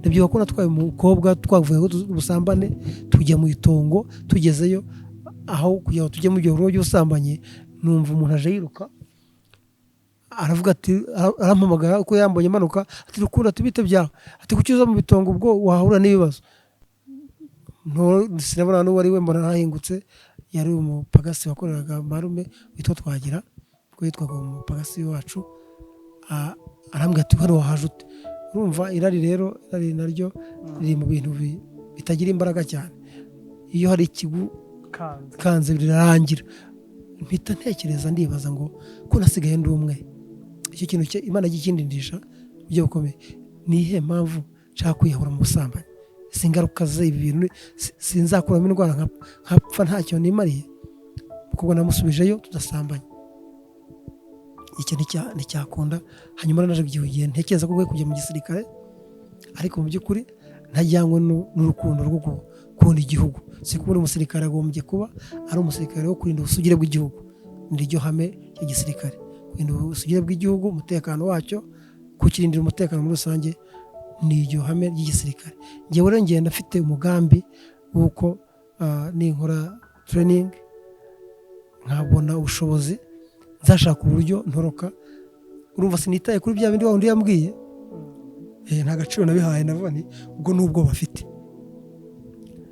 njyayo kuko ngerayo ngezeyo kuri imyitozo nkayikora mfite ubushake bwinshi cyane ndetse bakanambwira ati ibintu ko wagira ngo usanzwe ufite uburyo ubizi bite nkababwira ko ari uko numva afite umurava hanyuma rero igihe kimwe burya ahantu hose Imana igirayo abakozi igihe kimwe umugabo haza umugabo yitwaga Ruyombyana umusirikare araza aratwitegereza aho turi aratureba neza aravuga ati mwe nababonye atabenshi muri mwe nta gihugu mukunda ati mufite gahunda zo kwihorera ariko ndashaka kubaha itangazo ngiye kuba ni rya PC ati umuntu uzabigerageza azapfa mbere yuko abikora by'ukuri nahise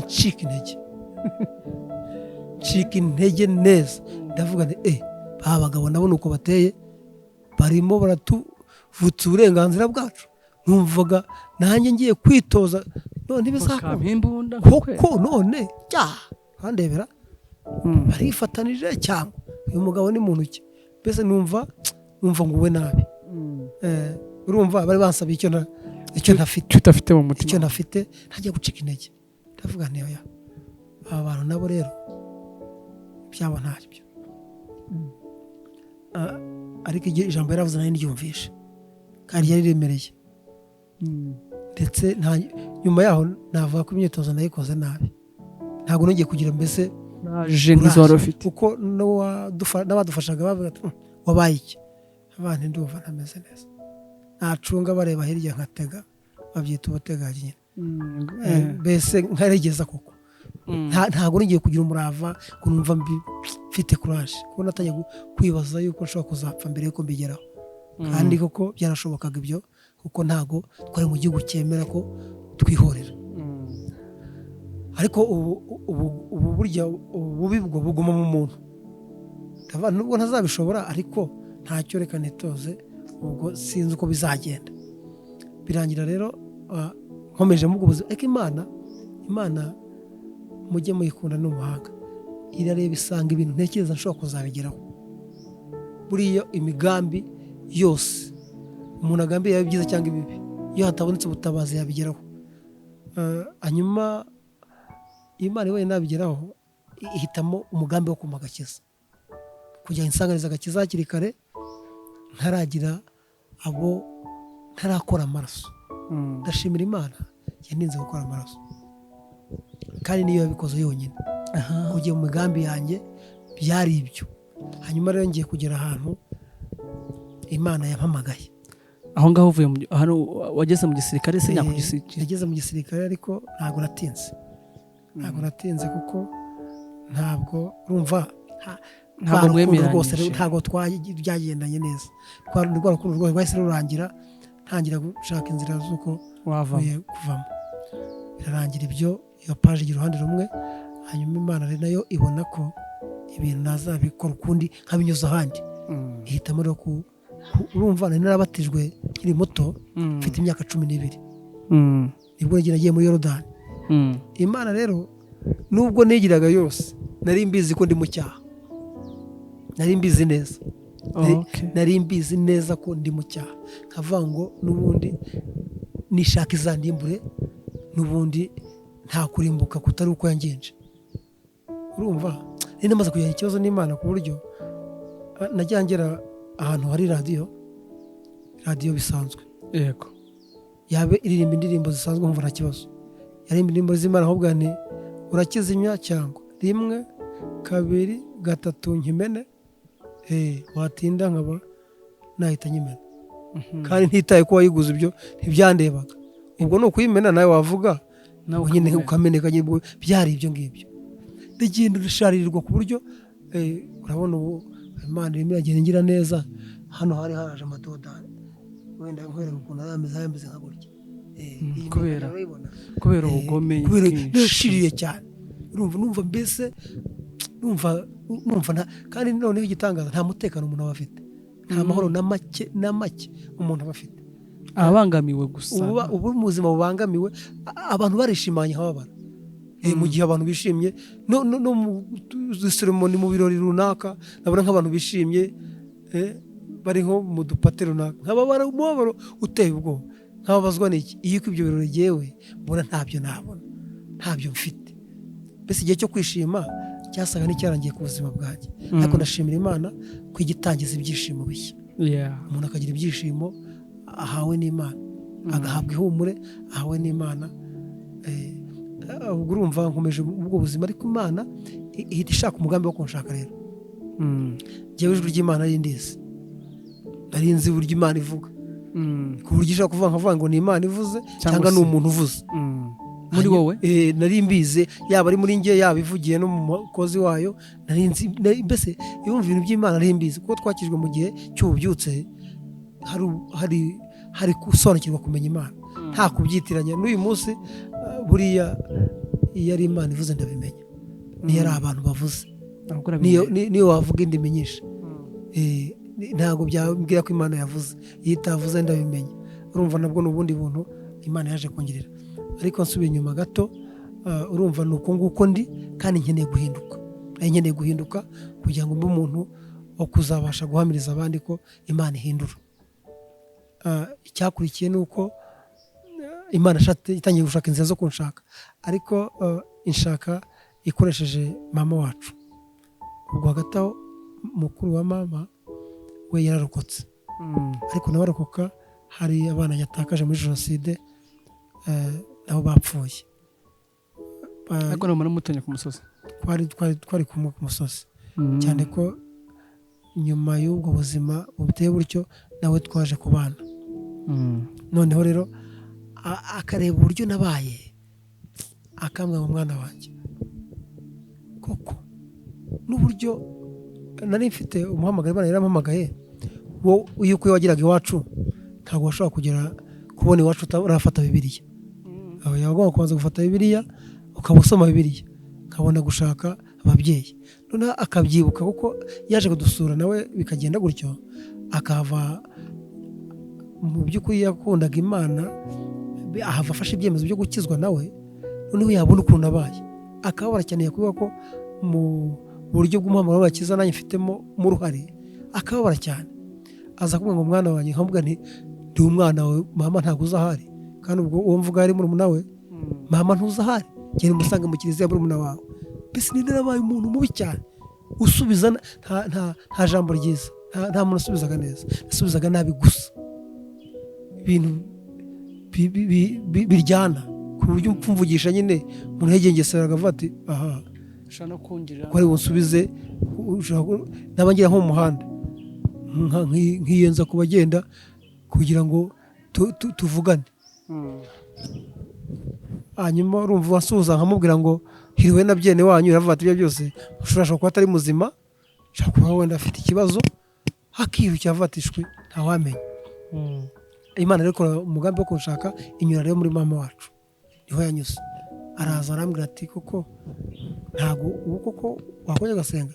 Mpita mubwira nabi cyane, mubwiye nabi, arambwira ati none se urabyibagiye koko ntinibuka ibiki? Mpita ngira umugambi aho kanya wo kubabaza mama wacu.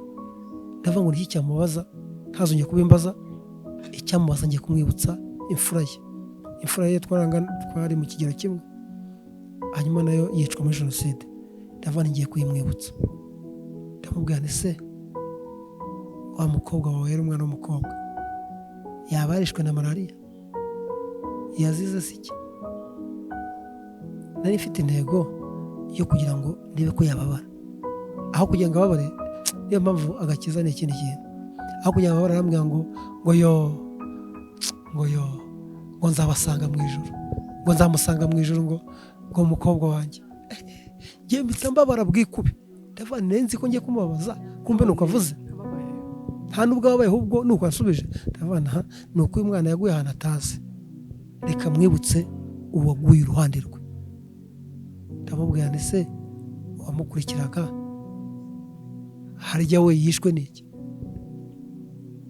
ubwo nashaka kugira ngo mwinjizemo umutima nk'uwo mfite, mbese amfashe kwangana. nsanga urwo rwego ntarwo ariho, arambwira ngo uwo nawe ngo yagiye mu ijuru. mpita mubwira nti rero njye sintangije ko ndari guhaye, genda ugiye mu ijuru, njyewe ndeke, sinzirirwa sinzabakurikira, kuko nta mutima nabona wo kubabarira, ntawo mfite. kandi nari mbizi neza ko ijambo ry'Imana ngo hahirwa abanyembabazi bose kuri bo bazazigirirwa. ariko Imana ari mu mugambi wo kunshaka. arangije mu gahe gatoya ahita ajyana icyifuzo, nagiye mubwira ngo nubona hari ibintu byananiranye ujye usenga, nubona hari umuntu ubwirije ukabona ntarimo kubyumva ujye usenga. ku mpamvu ki? aragenda abwira abanyamasengesho bake bo mu korali yaririmbagamo yitwa Urumuri ya Nyamata, bari ababyeyi, ababwira ati mumfashe dusengere umwana wa murumuna wanjye, kuko ubona ko ubuzima bwe burimo kujya ahandi hantu kandi yari umukristo, no kuba uyu munsi nsenga nawe yabigizemo uruhare. bajya mu mwanya wo gusenga bakansengera ariko batambwiye. umunsi umwe rero aza kuzaba igiterane cyateguwe cy'iminsi 7 cyabereye hariya kuri paruwasi ya Nyamata, hari muri 1999. ubundi umwaka umwe 1998 wabayemo wambayeho ibintu bikomeye. unarangira Imana intabara mu mwaka wa 1999, nibwo Imana yangaruje amaboko yayo akomeye. 1999 nibyo ashaka kubasangiza. hanyuma abaraje arambwira ngo Imana ngo yavuganye natwe yuko abantu baguye ngo igiye kubabyutsa, ngo kandi ngo abanyantege igiye kubaha imbaraga, ngo abatayimenye bagiye kubimenya. ndahindukira ndamureba ndavuga nti ugize ngo iki? nti mu bantu se yabyutse? hari igihe umuntu aba mu bintu akanabyiyemeramo. ndavuga nti mu bantu Imana yabyutse, nanjye ubona yanshobora. ariko nabivuze ntagira ngo ambwire ngo yanshobora, nagira ngo nansubiza ngo yanshobora mutuke. nkomeza ngana rero, aho gukomeza njya ahandi, nkomeza nerekeza ahandi igiterane kiri. mpageze wa mwana w'umukobwa ahita asoza, ashoje kumbe bo yateraga ikorasi itegura umwigisha uje kuza. umwigisha ararigisha, avuga ijambo ry'Imana, avuga rwose numva natsinzwe pe. ariko nsigarana umutima wo kwibaza ngo koko byashoboka ko nabasha kubabarira. ibindi numva inzoga narize kunywa nazireka, ko narize kunywa inzoga, noneho nsigaye ndara mu kabari. mu myaka 19 naraga mu kabari bukankeraho. urumva twari tugeze igihe cyo kwidoroga, twicisha inzoga. kandi ukuri hari abantu bakiri muri aya mateka Imana ikwiye kuruhura, kubera trauma akiyangirisha ibiyobyabwenge. hanyuma ubwo numva n'urwego nagezeho, hanyuma numva ijambo ry'Imana, numva natsinzwe, numva nakwihana. ariko nagira kukwibaza nakwibaza ibijyanye no kubabarira, aho hantu hari ihurizo rikomeye, nkumva ntibishoboka, nkumva ni ibintu bidashoboka, nkumva ntibinkundiye yuko nababarira, nkumva ntabwo binkundiye. noneho uko hamagarira abantu bihana nk'ubisanzwe, iyo umuntu amaze kubwiza hamagara bihana, njyewe ndatekereza nabo, ariko ndambutse ngiye gupfukama kunumva ntaba nihanye. ahubwo icyiza njyewe wakwigumira hano, nkabwira Imana yanzanye hano, nkayibwira ngo Mana ibi byo ndabiretse n'ibindi ndabiretse, ariko ibi simbishoboye. Ibyo navuga ntashoboye rero ni ukubabarira. Rwose numvaga ari ikintu kiri kure cyane. Nongera nsubiza umutima wanjye ndavuga ngo kandi nibidashoboka ko ngira umutima wo kubabara, sinzirirwa njya no mu byo gusenga. Urumva kuva cya gihe nababwiye mvuye hahandi muri munsi ya giti cy'indonko kuri Banque Populaire, ntabwo nongeye kwinjira mu rusengero rwo rwose, haba mu idini ryo ryose cyangwa mu rusengero rwo rwose. Urumva ndabaye nk'umuntu wabaye umwanzi w'Imana. Hanyuma ubwo ntangiye gutekereza ngo niki. Birangira rero wahamagaraga abantu atangiye kubasengera, arimo kubasengera arasenga aravuga ngo abantu bihannye ubusambanyi mugiye guha n'abasambane bene wanyu, none Imana ibafashe mubahamirize. Abari abasinzi mugiye guha n'abasinzi bene wanyu, Imana ize kubafasha mubahamirize. Ari mu gusenga aravuga ngo n'abataje gupfukama hano Mana nabo batsinzwe, nabo ubakurikirane kandi ubafashe, nabo ibyo bihaniye aho bicaye aho ntibazongeye kubisubiramo ukundi.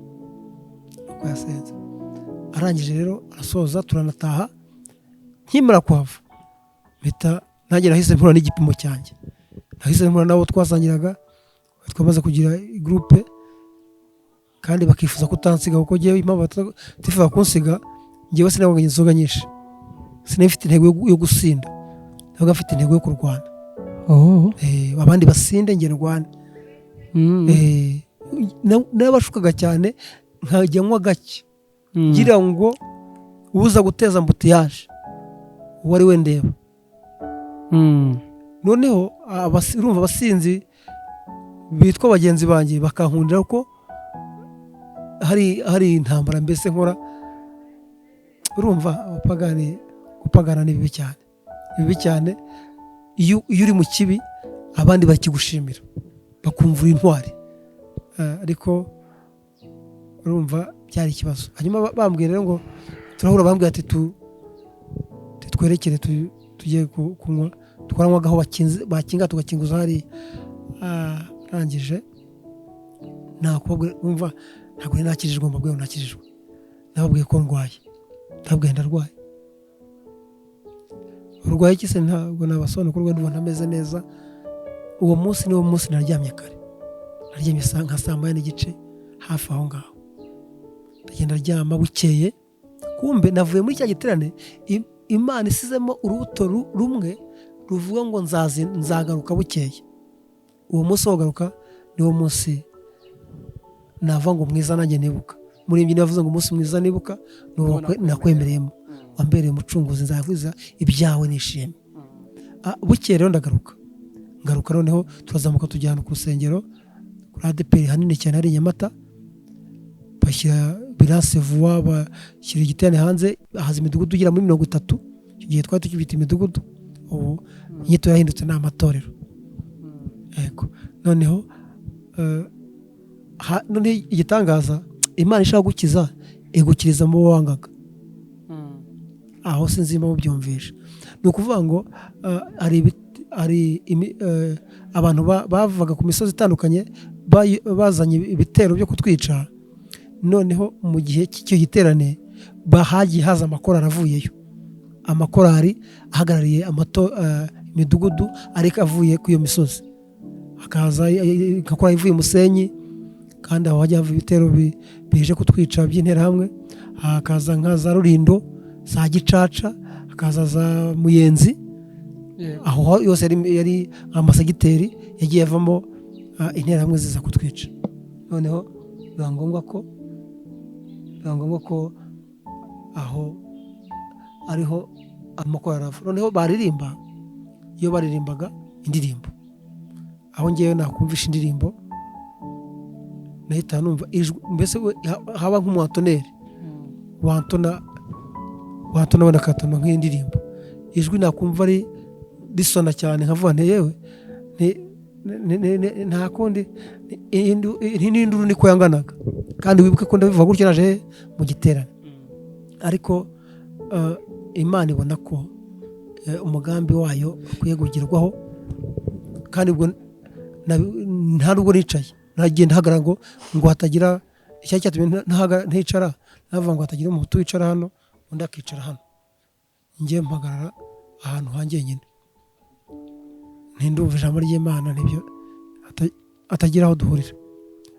Urumva nari nkiri umurwayi ndi mu giterane ariko ndarwaye, ariko Imana yazanye ifite impamvu ifite gahunda yo kunkiza ariko sindakira.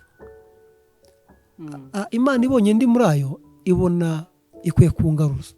Ngiye kubambona haje umwana w'umukobwa sinzamwibagirwa, ari umwana muto w'umwangavu, araza mwitegereje ndamushima, mpita mushima nyine mbona namwe icyo gihe namwise wenda ari imfura.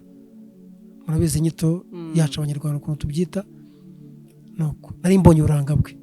Hanyuma uwo mwana arantwara ajya kunyicaza nta kumuhakanira ngo ntamubabaza, ariko uwo mwana w'umukobwa anyicaje nkayamwitegereza mpita mukuza, mpita mugira inkumi, mpita mugira umugore, birarangira. Mpita nabyara abana beza kandi mu giterane. Wamukuye mu giterane ukada ni ukuvuga ngo we njye mbifashe mu bitekerezo ndamukujije mugize inkumi.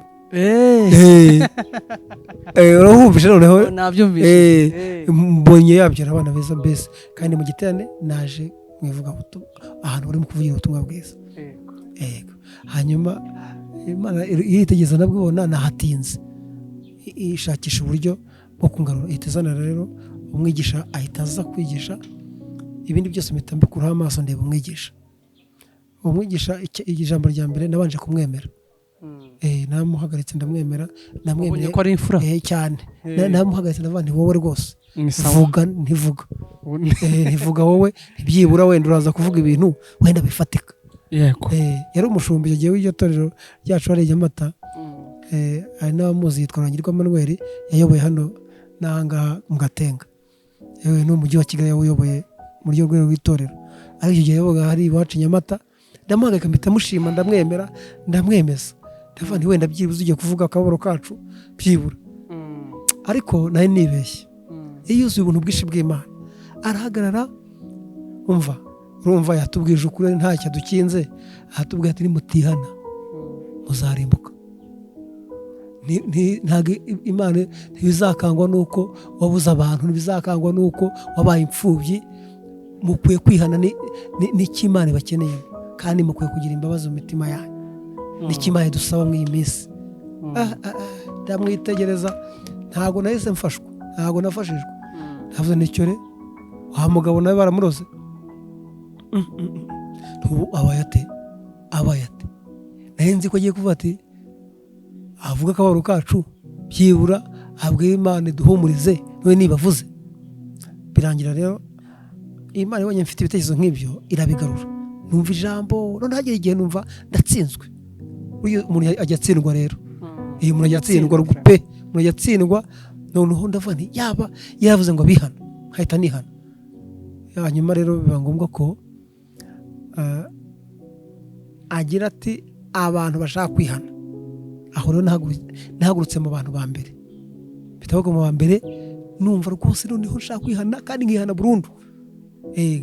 cyagiye bwa mbere inzoga wazi warakomeje ukajya unywaho gake bwa mbere ubona ko bwa mbere waraje ni iminsi ikurikirana hari kuwa gatandatu bucya ngaruka ku cyumweru nta mwanya rero byafashe sinongeye gusoma ku nzoga izo binavuze ko ndetse sinabisubiyemo ahubwo nari nsigaye umukoro ukomeye wo kugira imbabazi kandi nabwiye Imana ngo nitamba kuzigira sinzirirwa ngikurikirana n'ubu naba ngiye kwirushya kandi koko mu by'ukuri buriya kuvuga ko usenga Imana nta mbabazi ugira mu kuri ni ukwirushya kuko biragoye cyane gushyikirana n'Imana utagira imbabazi kuko hahirwa abanyembabazi bose kuko aribo bazazigirirwa. Noneho rero ubwo urahagurutse ndahagurutse rero gahunda yo kwihana urumva mpagurutse hari abanezerewe birumvikana bashimira Imana ati wa mwana wabona Imana igiye gukora ibitangaza ariko nagiye mbabwire bavandimwe icyambayeho uwo munsi ni ikindi mpagaze kwa kundi bavuga ati noneho mutambuke mu gihe gupfukama njye ntabwo byagezeho ahubwo nahise numvijwe nabuze inyito nabyita kuryita ijwi yari ijwi bari ry'Imana numvishe ikijwi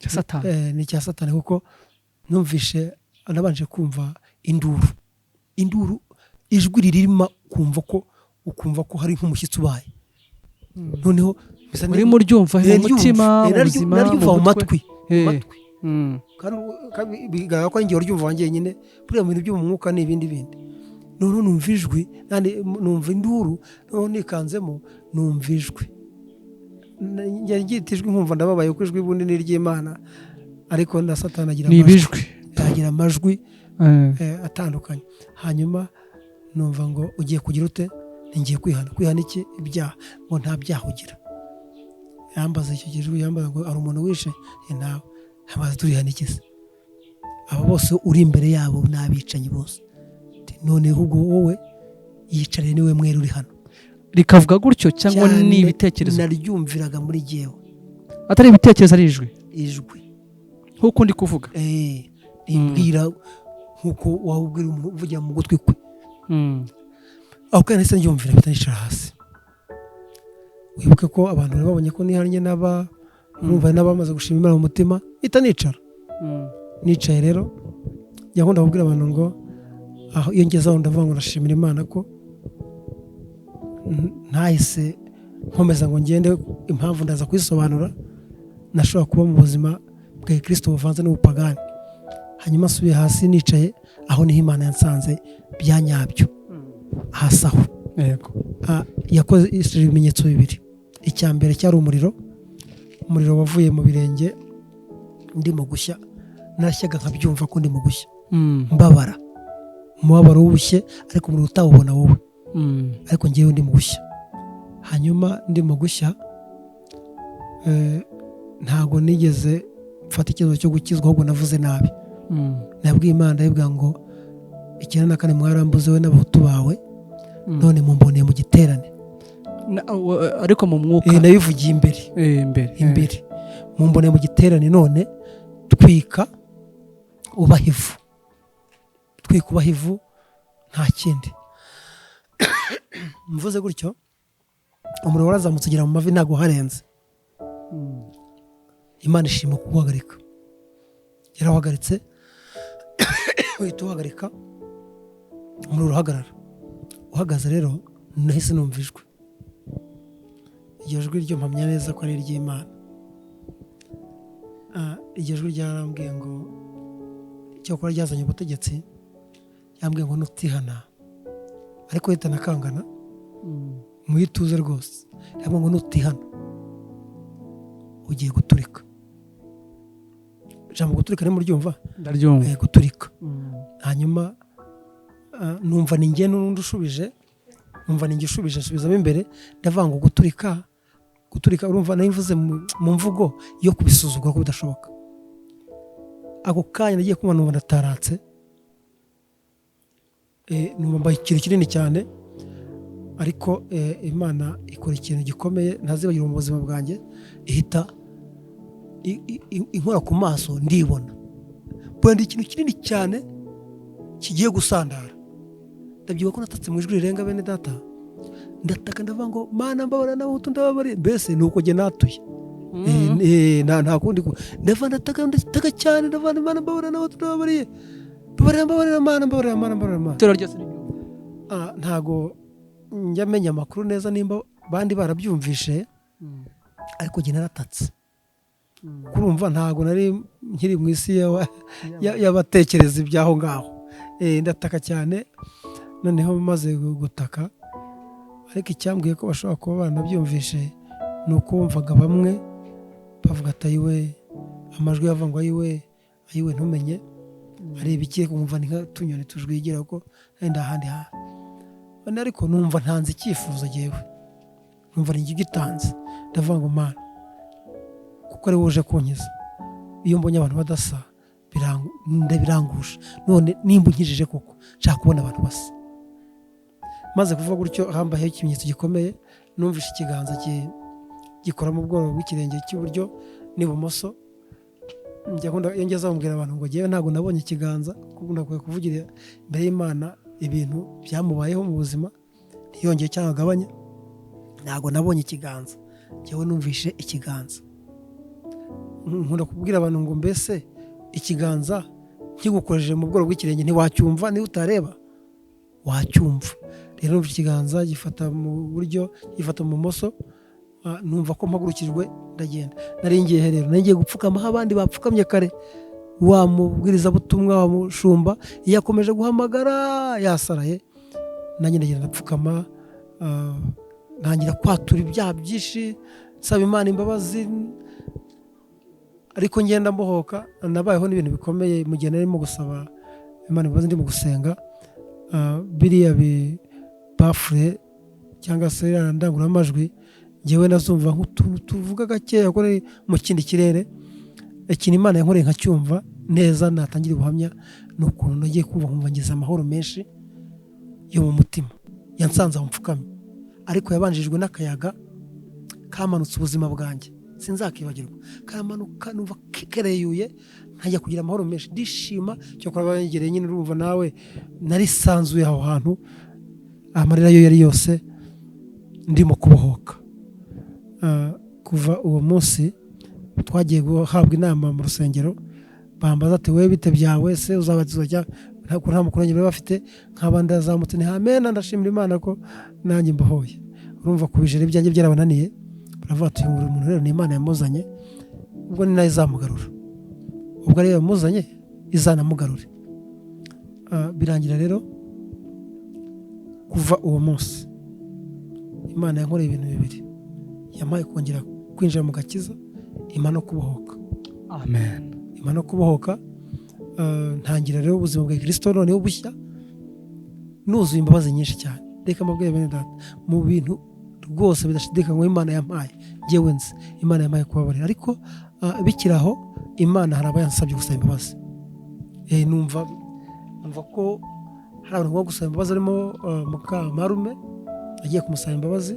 Urumva nari namubwiye ijambo risa naho ribitse ahantu, ambwiye ko yazanyica, nawe ambwiye ko nazamwica. Imana isaba kumusaba imbabazi mu buryo bwo kugira ngo amenye uwo ndi we, yuko Imana yampinduye. Hari undi mubyeyi wari mu majyepfo za Gitarama, nawe naje kumusaba imbabazi, ndabitegeranye gusaba imbabazi nawe, kandi yasaga naho uruhande rumwe nawe ari we wankoshereje, kuko yari yarambajije mu makuru ya bene wacu.